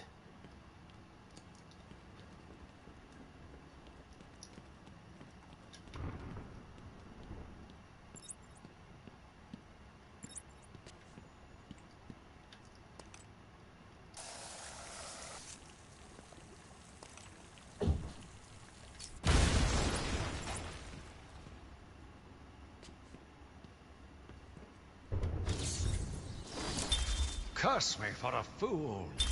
How could I not see it until now? The monster had a confederate. I hid in the darkness near his cell and saw with my own eyes one of the doctors whispering to him. She looked at him through the transparent barrier with tenderness, with, dare I say, desire. My skin crawled with revulsion as she kissed the glass. Fighting the urge to dash the woman's head through the glass, I let her continue. The damnable clown might have shared secrets with her that would be useful once the mad dog has been executed. I'm sure the woman will reveal what she knows to me. If not willingly, then certainly under electronic persuasion. After that, a lobotomy, I think. Unfortunate for one so young. But her lust has put the reputation of Arkham at stake. Yes, a lobotomy. The very thing. There is no other way to ensure her silence in this regrettable matter.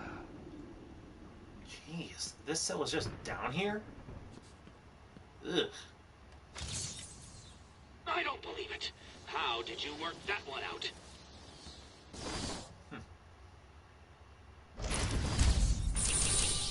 Alright then. A question can only be answered from a question can only be... Oh, simple. Let's see here. Where do I find this particular thing? Ah.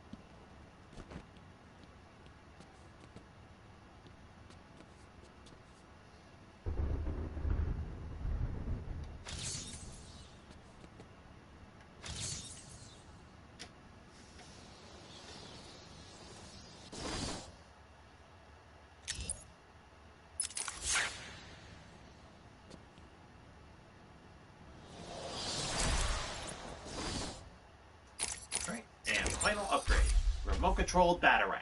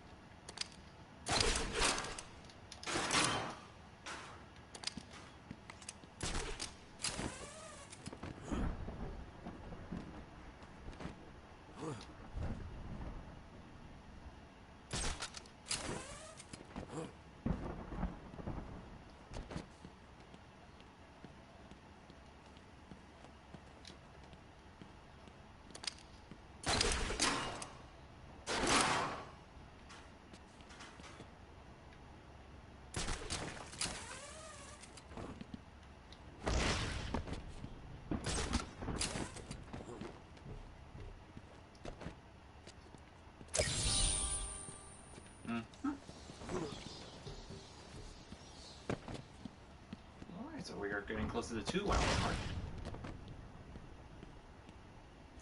Of course it's not. So, I guess the only way through it, down to the morgue, would be through here.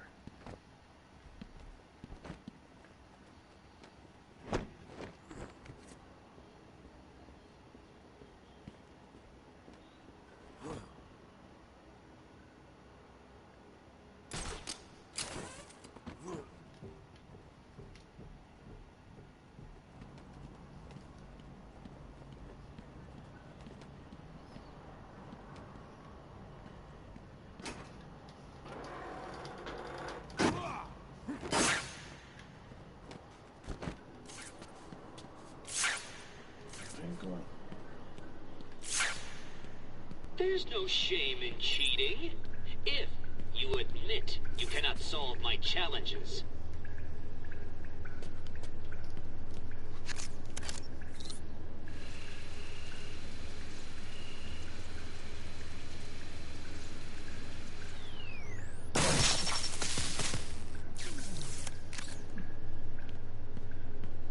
Right then.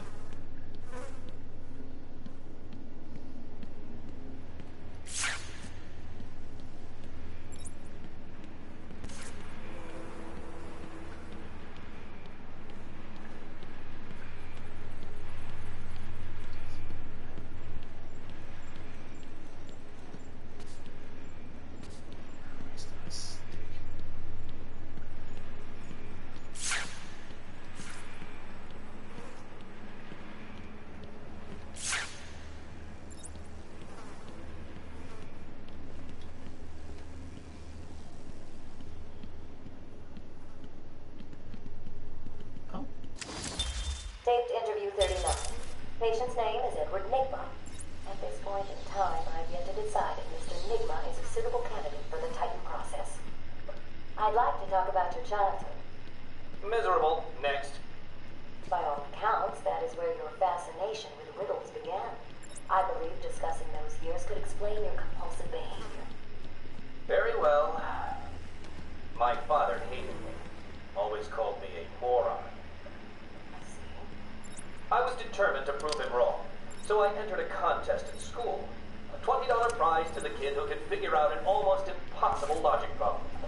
I won, of course. And that pleased your father? Hardly. He was convinced I had cheated. He kept yelling, "You must have cheated! Admit it, you moron! You cheated!" I swore I didn't.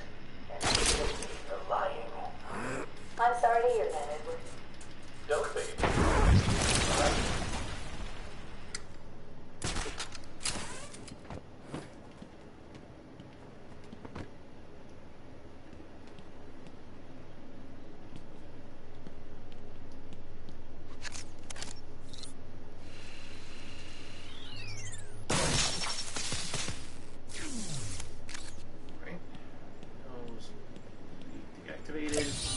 How did you find that one?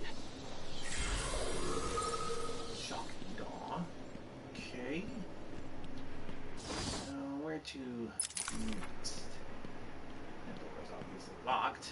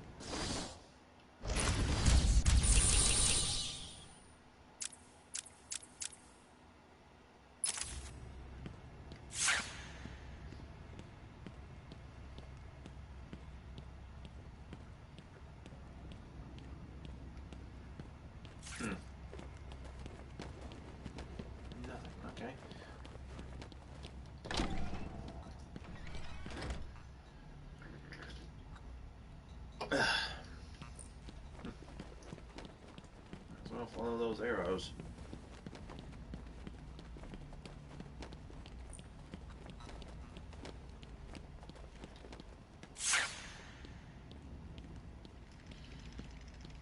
Small detour.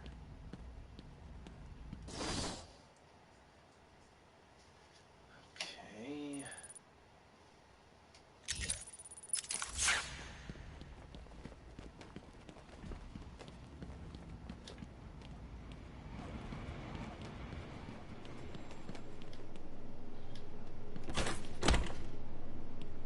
Locked.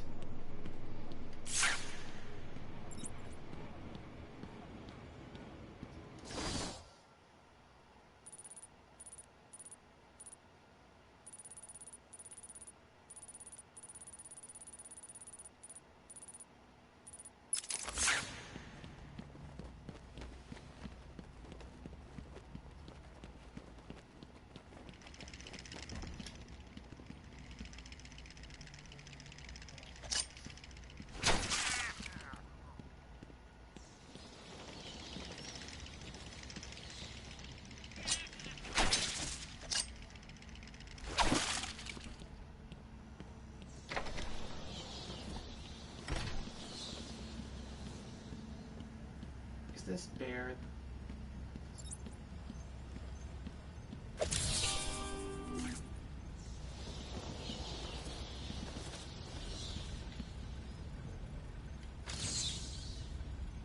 Is this bear the bane of his life?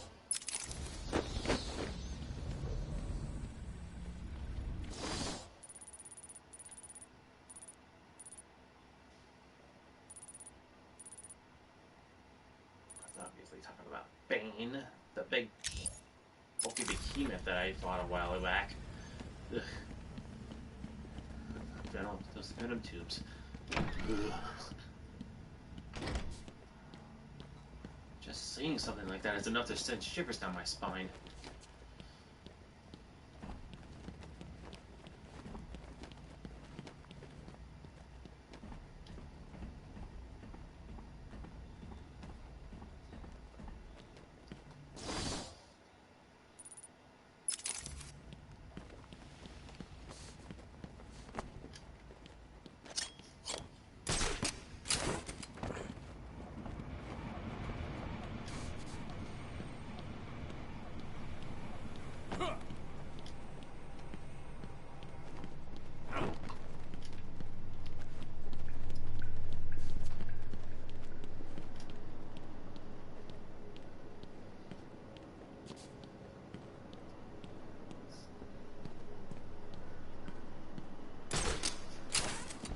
Take your hat off for a Hi, moment. diddle diddle.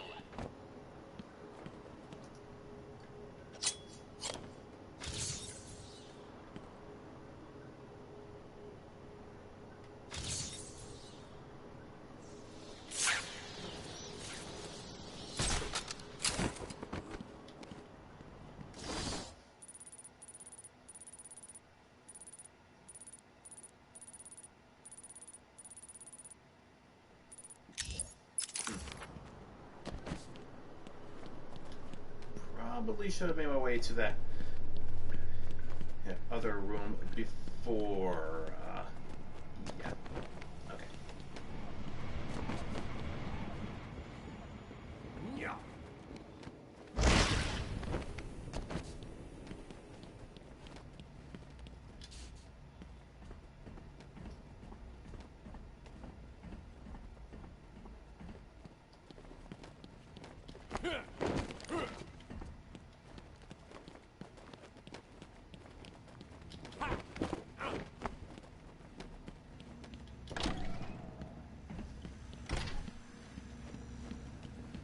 Experimental chamber.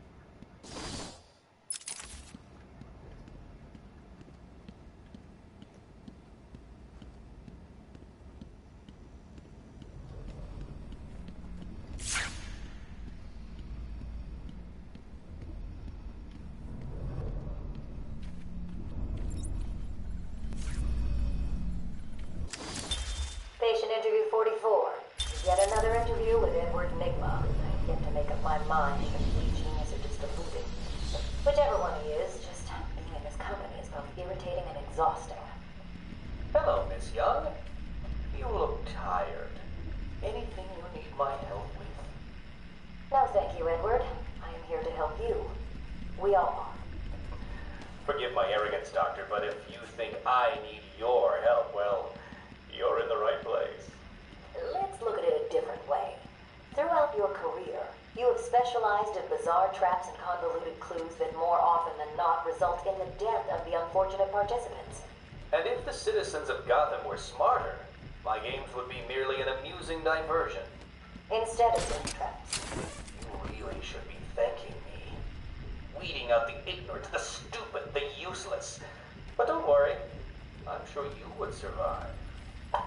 What a lovely photo on your desk, Doctor. Your family. Mother, perhaps. Put that down. Get out. Guard!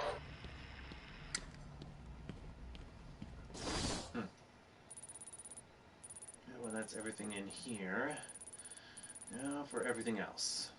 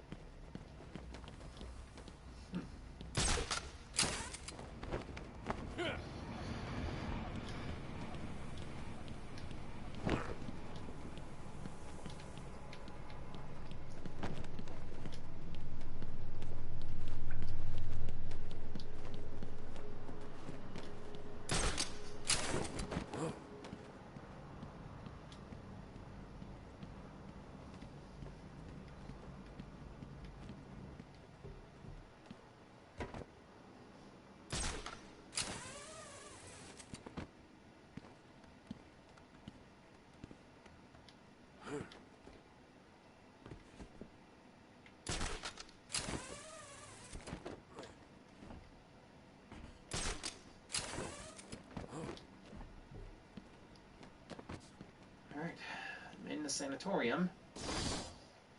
Look at the upper floors. Now, is something going on over here?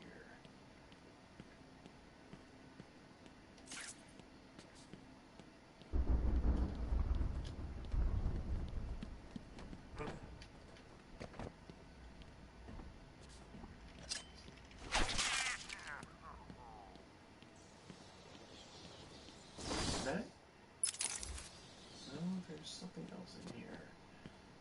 What? Oh. Oh.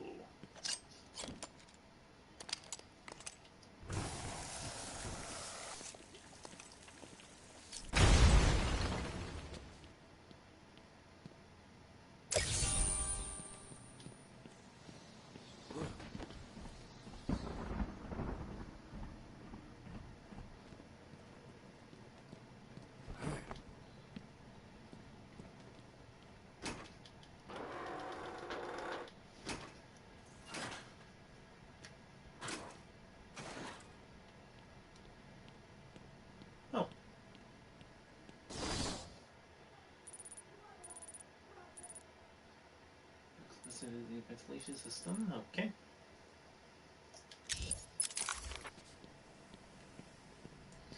There are a few other locations just down this way. Welcome to Arkham Asylum. Our staff are here to help you. When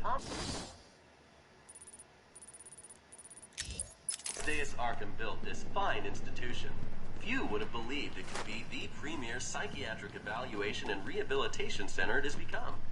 Everyone knows the stories of the various so-called supercriminals who've been treated here, but that is only half the story. Our low-security wings offer normal but troubled individuals a safe haven for recovery. An extensive breakdown of our costs and healthcare packages can be found at the front desk or at www.arkham.com. X-ray room.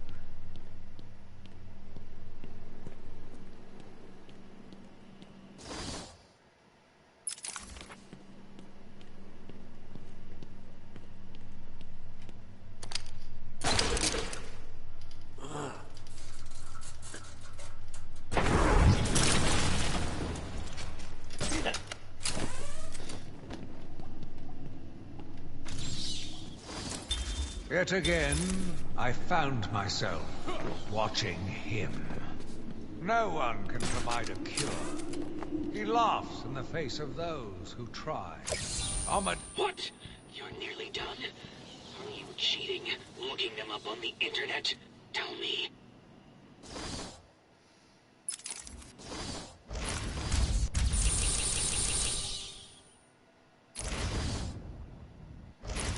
Alright, let's see. Your biographies. Spirit of Arkham. Oops.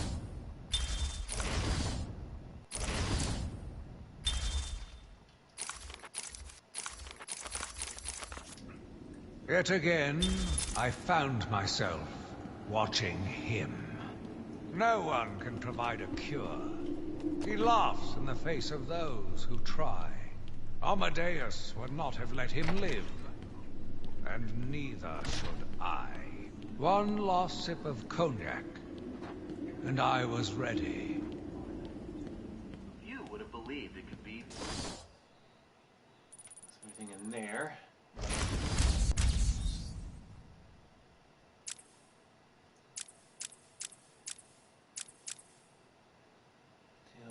One, two, three, 4, 5, 6, 7.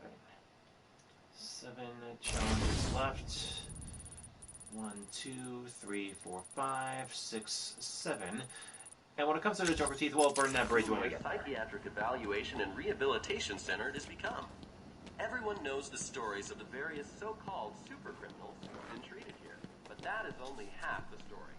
Our low security wings offer normal but troubled individuals a safe haven for recovery. An extensive breakdown of our costs and healthcare packages can be found at the front desk or at www.arkhamcare.com/prices.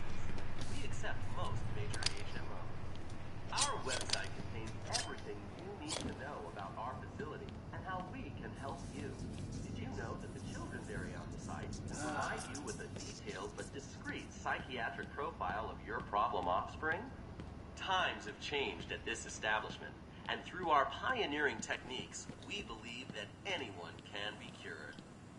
We represent all medical specialties and offer a surgery room. This says that Tommy Elliott operates at Arkham.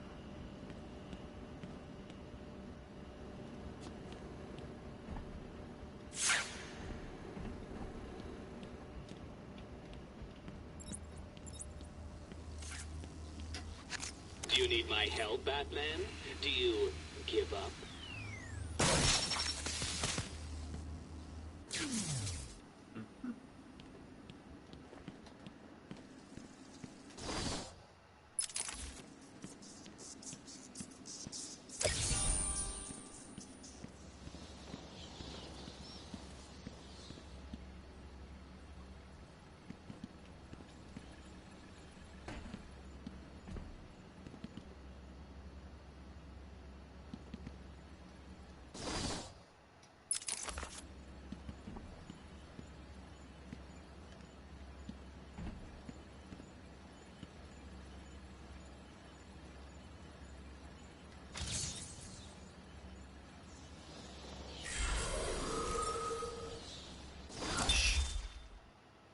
Tommy Elliott and Bruce Wayne were childhood friends, and unknown to Bruce, dark reflections of each other.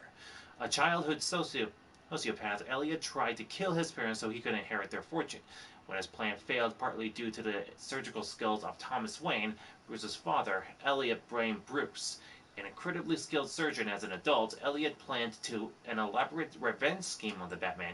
He disguised himself as a villain Hush, his face covered in bandages, but he was in the end defeated and unmasked by the Dark Knight. Hush still plots revenge against Batman, generating complicated schemes with surgical precision. His first appearance was in Batman number 609 of January 2003. Attributes feature great physical strength augmented by a hatred of Bruce Wayne, world-class surgeon capable of extraordinary medical breakthroughs, master of disguise, determined to destroy Bruce Wayne.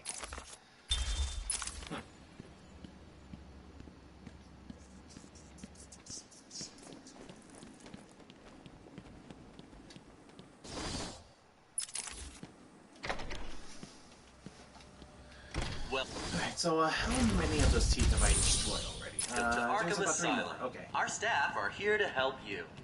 When Amadeus Arkham built this fine institution, few would have believed it could be the premier psychiatric evaluation and rehabilitation center it has become.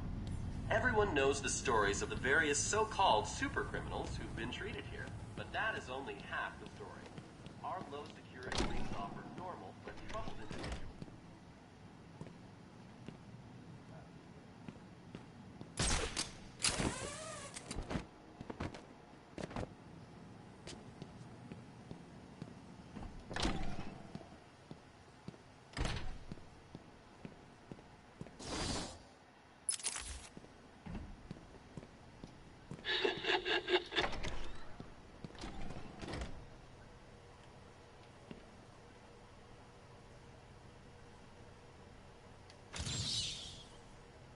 Was this Firefly 2 hot off the press? Garfield Linz. A pyromaniac, Garfield Linz began as a pretty petty criminal, but soon graduated to major crimes centering around arson, torching huge parts of Gotham in the process. But his fires soon raged out of control, leaving him horribly scarred by one of his own blazes. His body is almost fully covered with burns. He now wears a full-body flame-retardant suit when he is out pursuing his criminal interests, between bouts of incarceration in Blackgate. His first appearance was in Detective Comics number 184 of June 1952. His attributes feature thorough knowledge of flammable agents, extensive arsenal of fire-creating weapons, scarred over 90% of his body, and a sociopath with intense pyromania.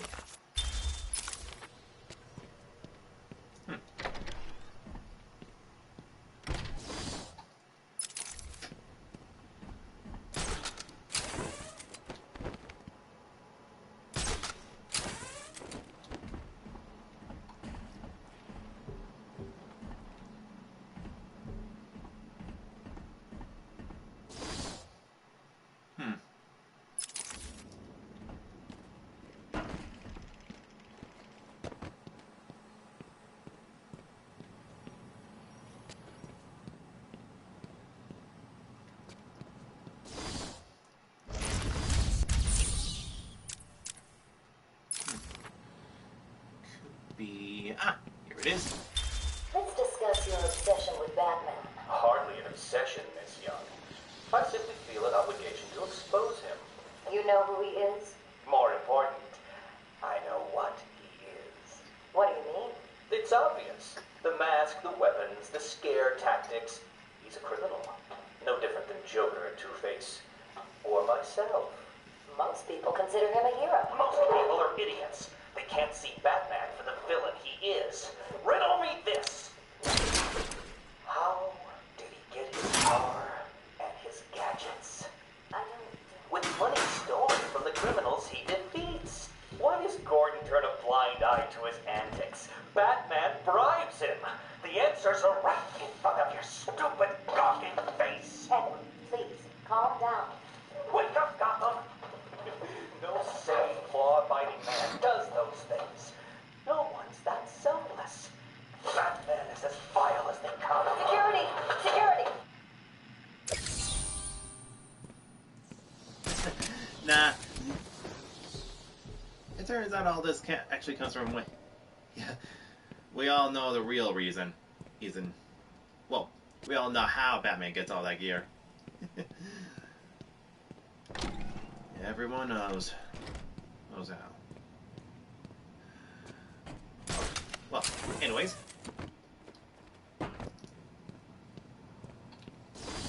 Everyone knows, and I don't even need to say it. So, 2 more left.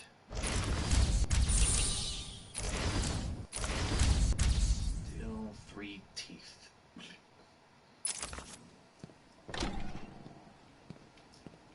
Welcome to Arkham Asylum. Our staff are here to help you.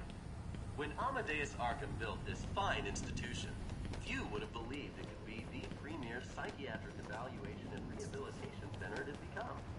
Everyone everyone knows the stories of the various so-called super criminals who've been treated here. But that is only half the story. Our low security wings offer normal but troubled individuals. Oh, there's one of them.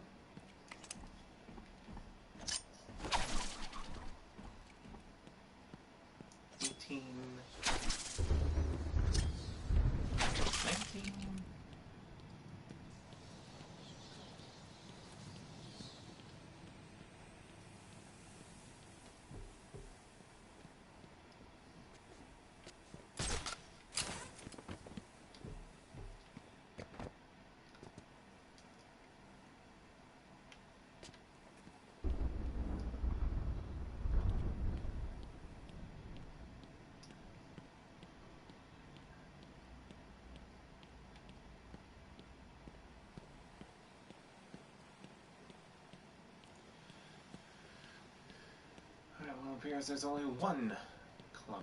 I don't think that Joker teeth left.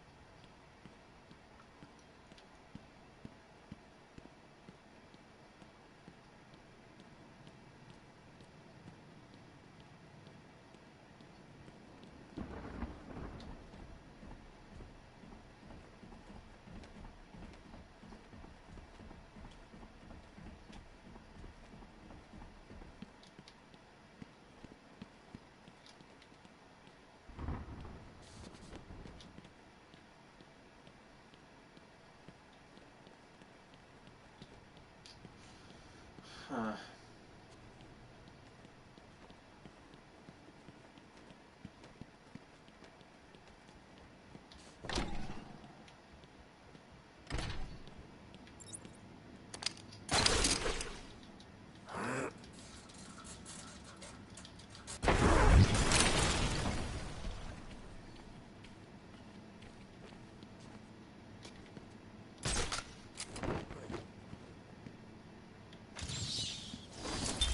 He watched as I entered the cell. He smiled as I showed him the knife. I told him how I will use it, how I will cleanse this city. And then, terror. I was paralyzed. I struggled. I screamed, but I was silent. The monster looked at me, expressionless. He ran my blade slowly across my forehead. A smile cracked across his horrible porcelain face, and I heard the filth fall from his mouth. He laughed and called me that horrible name.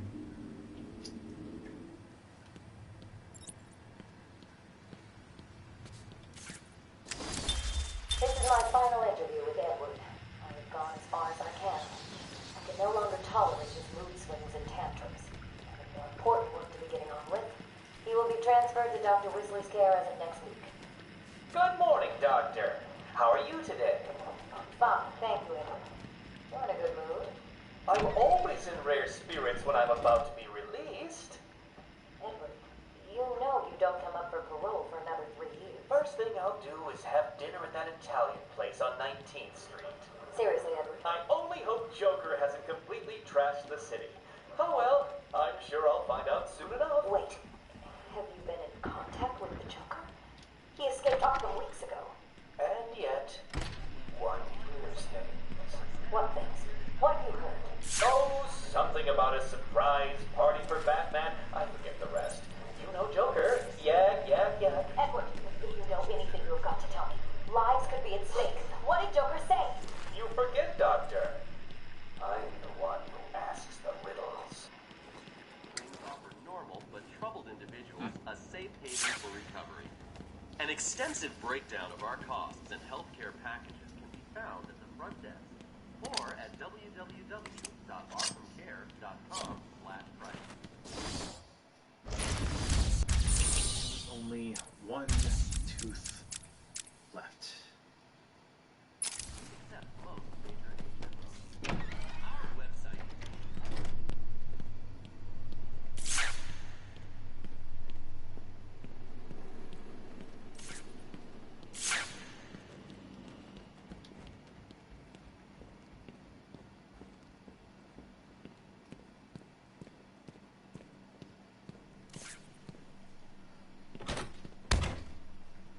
Locked.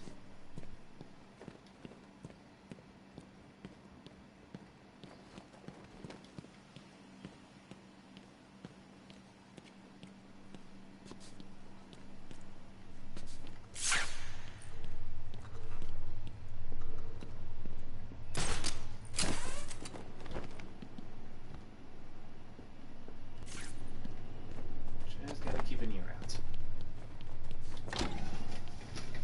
And I'll find that clock. Welcome to Arkham Asylum. Our staff are here to help you. When Amadeus Arkham built this fine institution, few would have believed it could be the premier psychiatric evaluation and rehabilitation center it has become. Everyone knows the stories of the various so-called super criminals who've been treated here, but that is only half the story. Our low security wings offer normal but troubled individuals a safe haven for recovery. Okay. Extensive breakdown of our costs and health care packages can be found at the front desk. I'm cramping. Oh, the back of my thigh is cramping. Our website contains Ow. and how we can help you. You know that the children's area on the site can provide you with a detailed but discreet psychiatric profile of your possible offspring. Times have changed at this establishment, and through our pioneering techniques, we believe that anyone can be cured. We represent all medical specialties and offer a wide range of medical, surgical, diagnostic, and wellness.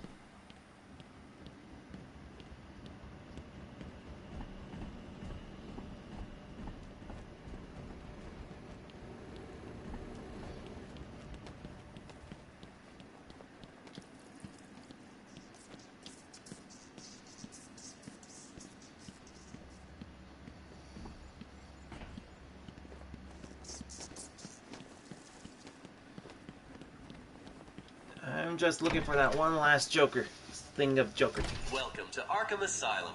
Our staff are here to help you. When Amadeus Arkham built this fine institution, few would have believed it could be the premier psychiatric evaluation and rehabilitation center it has become. Everyone knows the stories of the various so-called super criminals who've been treated here, but that is only half the story.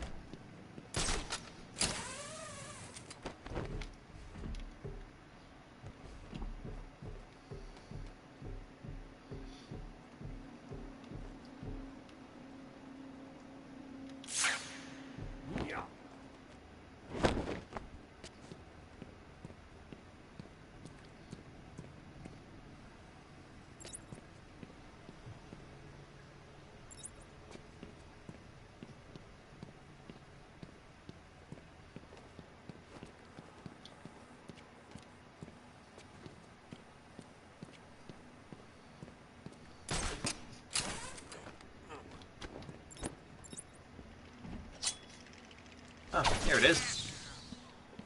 There we go. I think that's everything. Yep, that's everything here. All that's left are 16 more. The Enigma Show!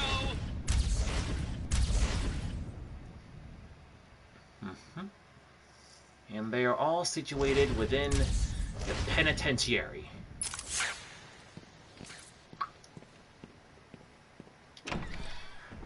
And I don't think I'm going to be stopping this stream until I finish everything.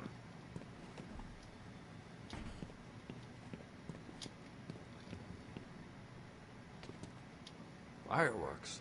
What's there to celebrate? Normally I like fireworks, but, well, you know. Given the situation, yeah.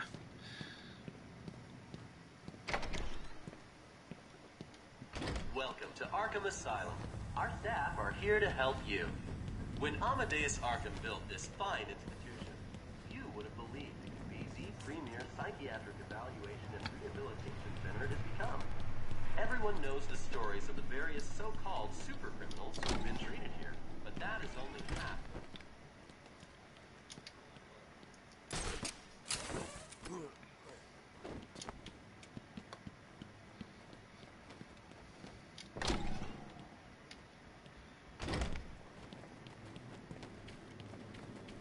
Alright, the medical foyer.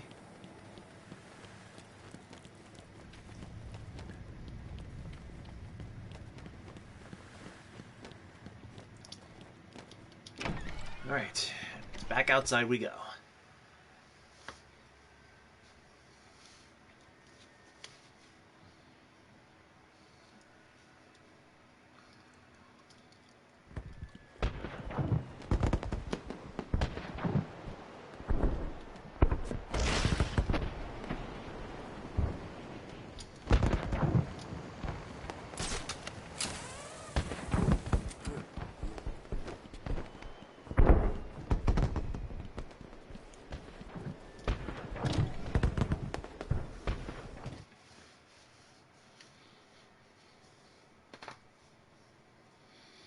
Alright.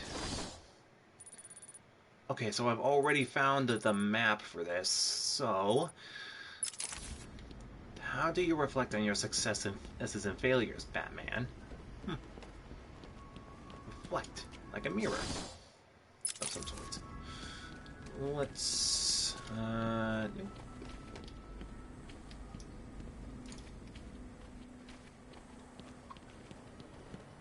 Fiddle diddle diddle, answer my riddle.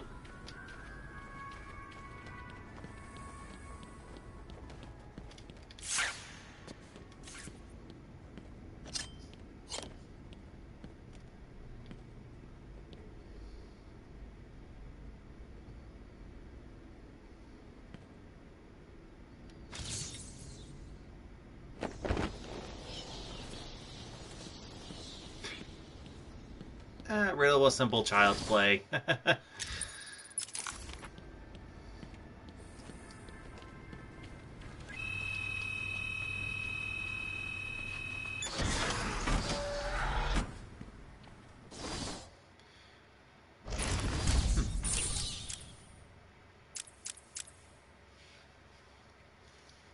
Two people, one voice, no gun.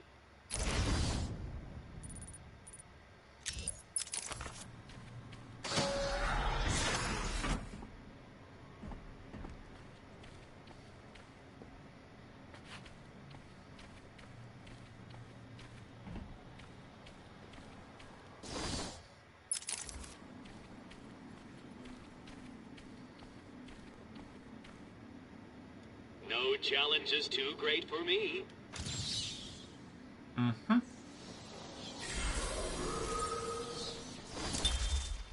The ventriloquist. Arnold Wesker was a timid orphan whose deep repression erupted into a barroom brawl, resulting in him getting sent to Blackgate Prison. There he encountered the puppet Scarface and promptly murdered the man who carved the puppet. The two are now inseparable, with Scarface directing a series of criminal activities, while most believe that Wesker is simply acting out a second personality through the puppet. Wesker sees himself as a reluctant lackey who merely does his puppet's bidding. Let's see, his first appearance was in Detective Comics number 583 of February 1988. Attributes are delusional schizophrenic with multiple personality disorder, obsessed with his puppet Scarface, whom he puppeteers with unsettling skill. When teamed with Scarface, the two operate as a criminal mastermind.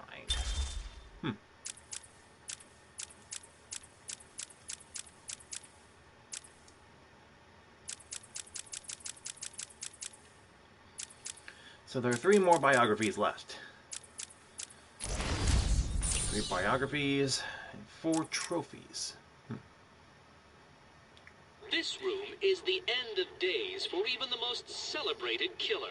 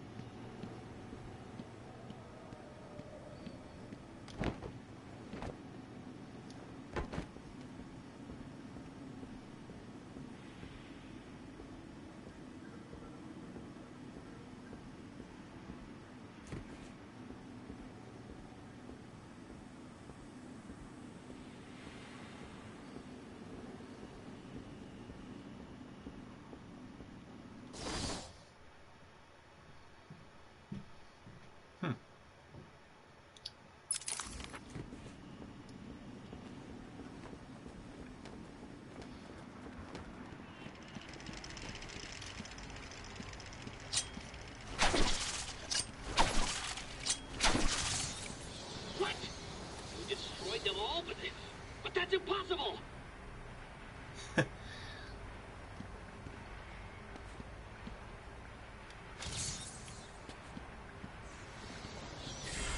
Calendar Man.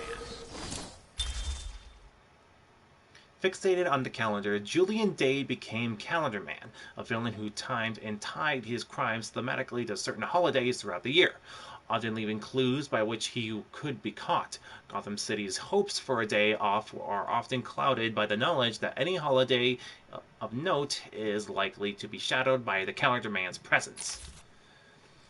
His first appearance was in Detective Comics number 259 of September 1958. Attributes are obsessed with quirks of the calendar, carefully plans and themes crimes around holidays. That leaves 2 more biographies left.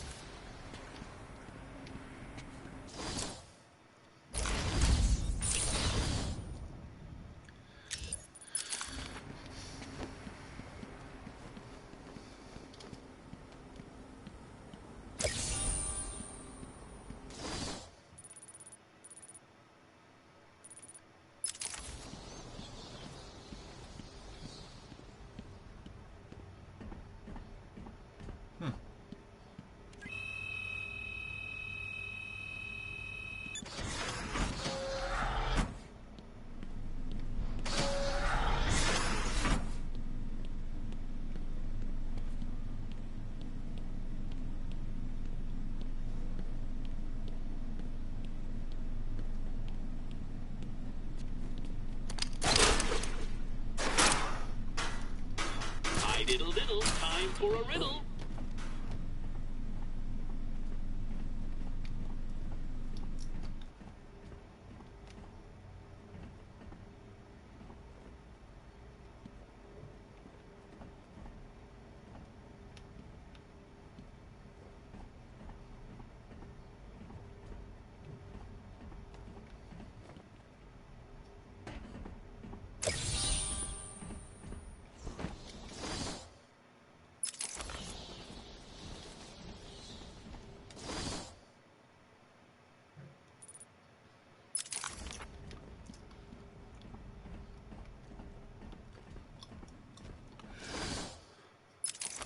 Okay. Prometheus. Arkham guards the most.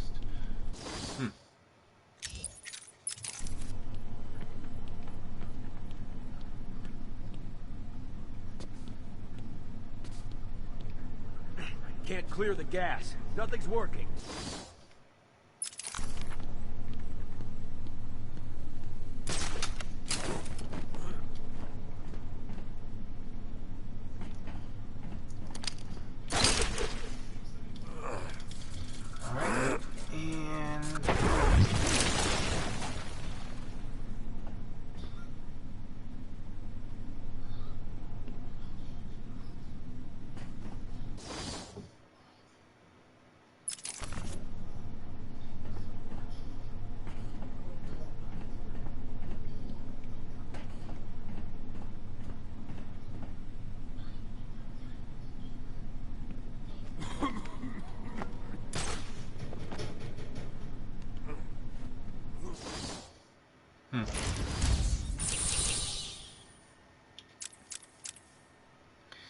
When something is right in front of you, but still When is hidden from something view. right in front of you, but still hidden from view?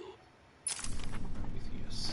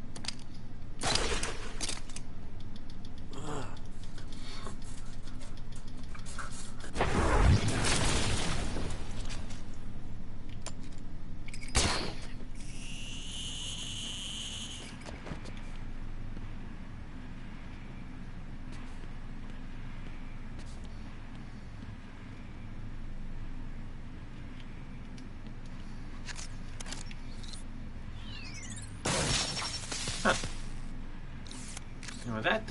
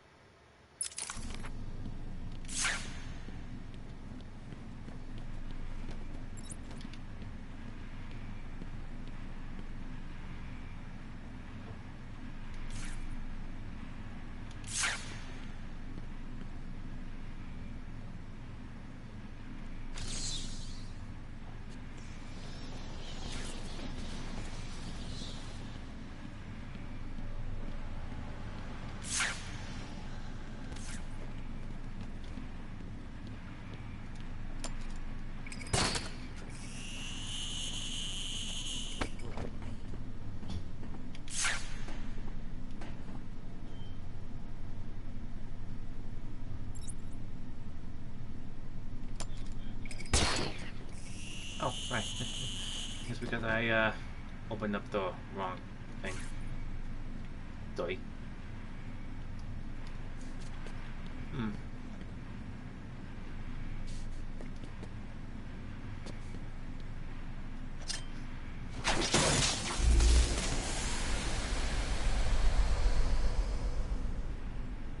Oh. Hmm. All right then.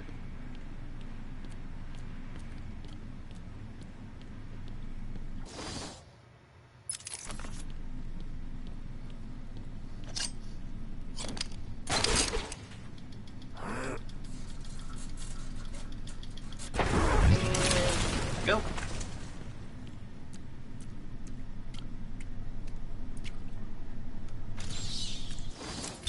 It must have been Crane. Another one who doesn't deserve to live. Why do these people thrive on chaos? Joker, in particular, desired anarchy. And since his escape will no doubt wreak it upon my city, I feel this is the end for my diary. Joker will be recaptured. My story will be told. I am not afraid. If Arkham becomes...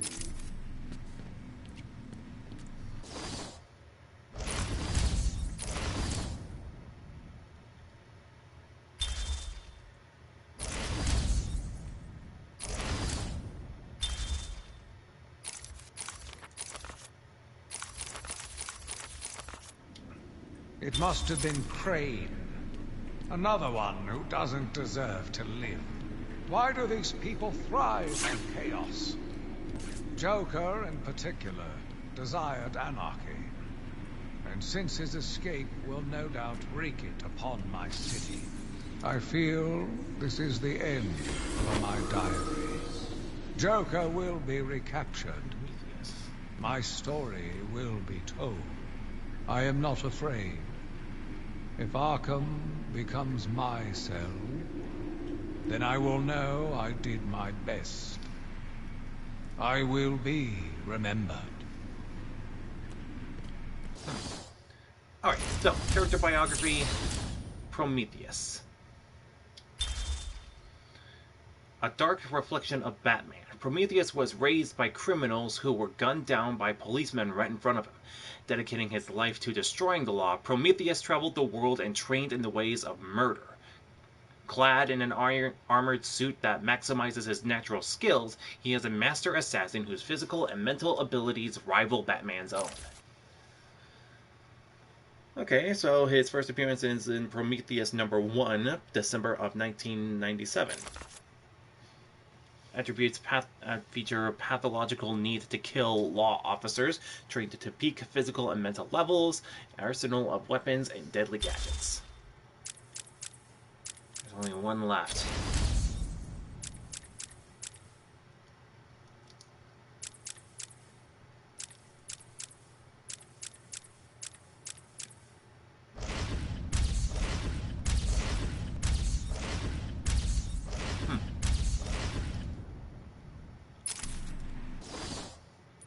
So everything here.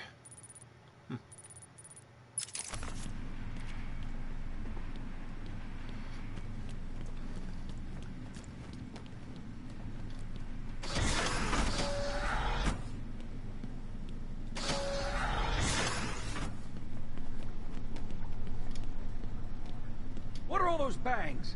Has Joker got his hands on a mortar? Can you believe Harley Quinn used to be a doctor here?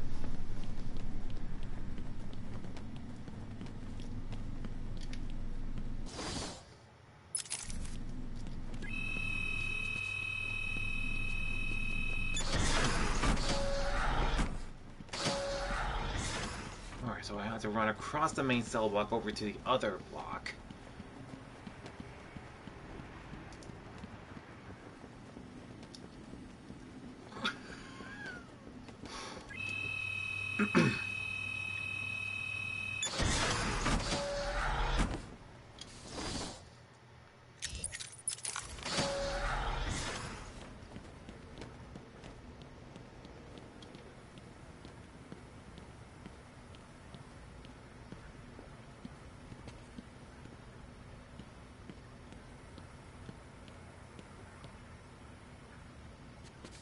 Uh-huh.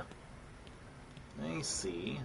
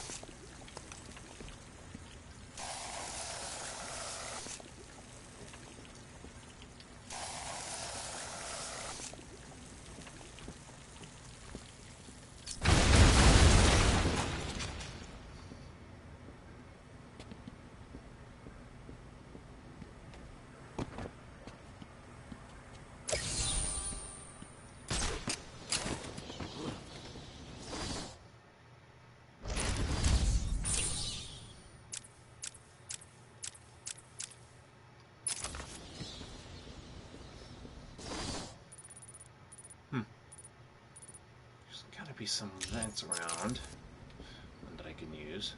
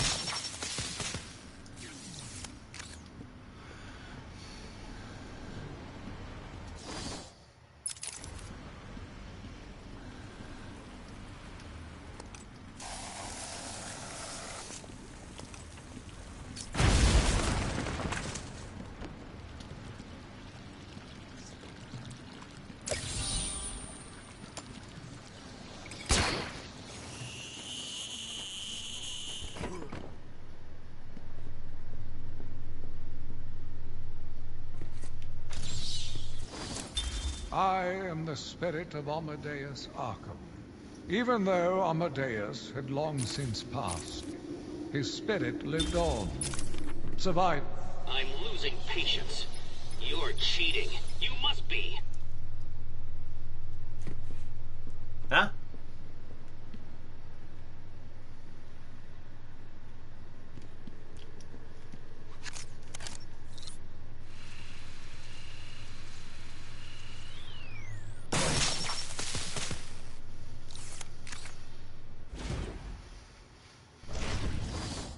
Before I was rudely interrupted by Eddie. Let's head back to that Spirit of Arkham thing. I am the spirit of Amadeus Arkham. Even though Amadeus had long since passed, his spirit lived on, surviving, moving through the walls of his asylum. When it chose me, I felt proud. I was honored to continue his work, to cleanse this city. If you are strong-willed enough to follow my tale, you are strong-minded enough to deduce my identity. Come and find me, friend. Together, we will save Gotham.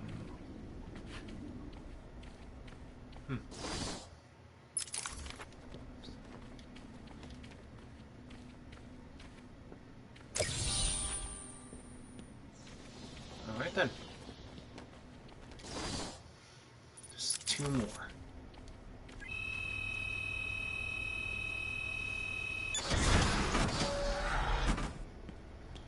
A case of mistaken identity.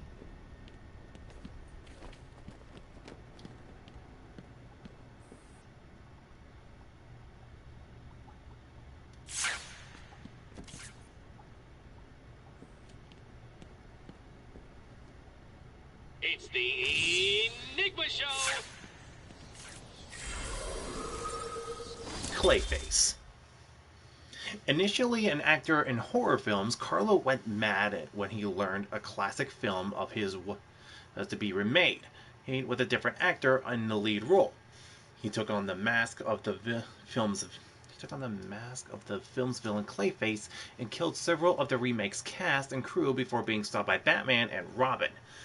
Later, Carlo joined the Mud Pack in an alliance of shape-changing, mutated villains who subsequently used the name Clayface while that group was defeated. Carlo tricked his allies and injected himself with the essences of several of them, becoming a superhuman imbued with the ability to change shape, melt others into protoplasm with a touch, and mimic the powers of heroes or villains he copies. Basil Carlo. Okay. First appearance was in Detective Comics number 40 of June 1940. Attributes: can alter his physical form, adopting the appearance of nearly anyone. His malleable physical form makes him extremely difficult to injure or contain. His touch can be poisonous.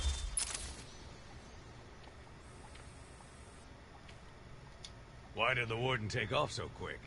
I thought you told him to stay put.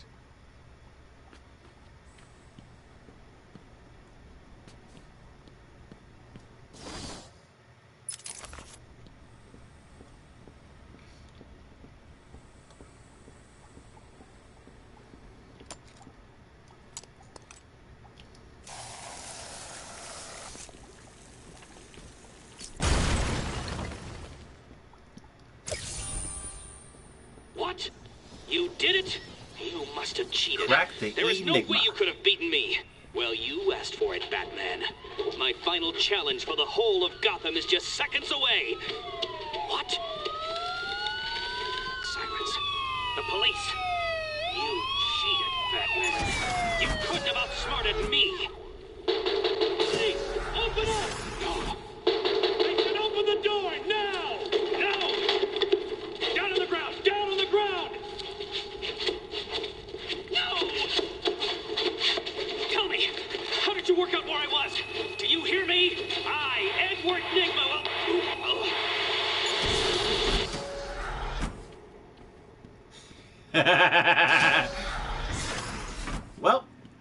think we just beat Eddie. Eddie. Oh, thanks.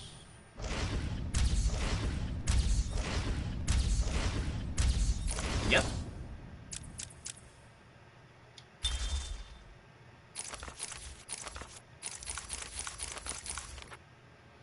So how...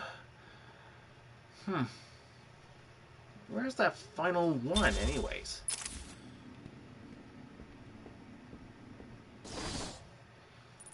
The Chronicle number 24.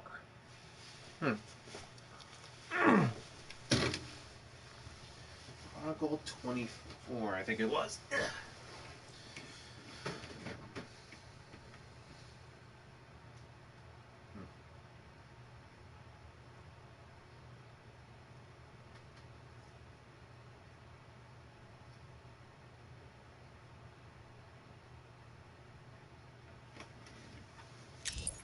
Hopefully.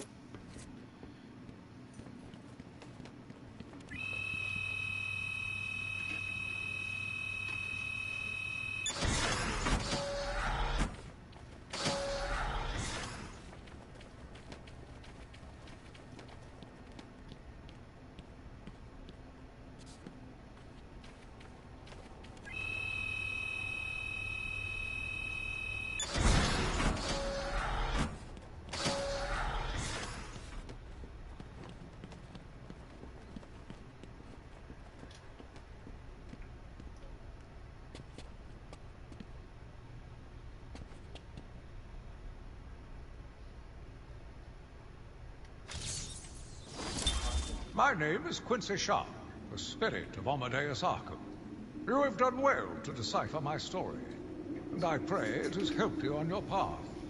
I trust that through my writings you will do what is right. Please, I implore you, continue my work. This city deserves a savior. Continue my work. So, the spirit of Arkham this whole time was none other than Warden Quincy Sharp.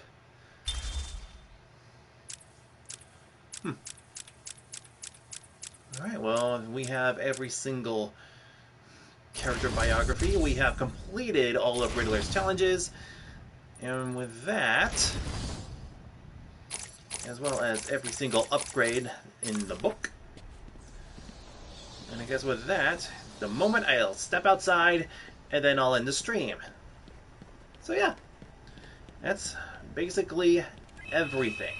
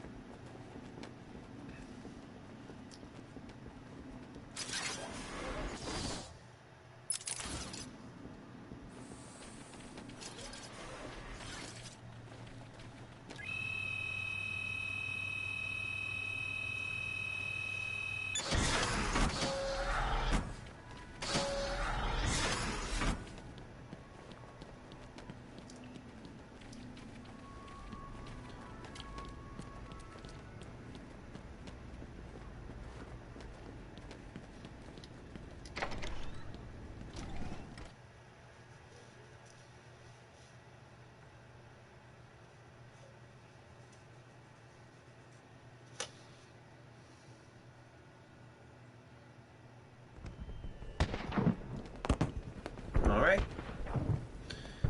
We're finally back outside. And with that, we can end the stream.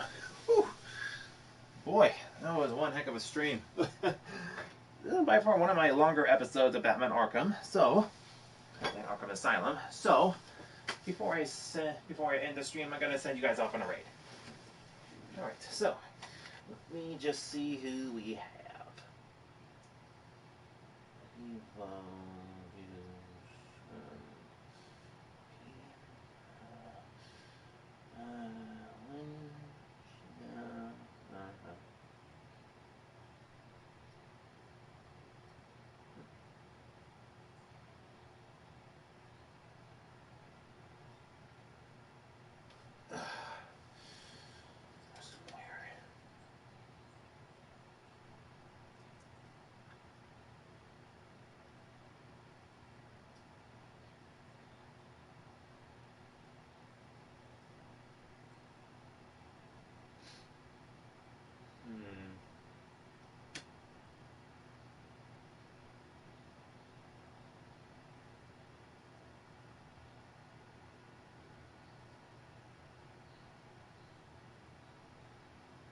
yeah, yeah.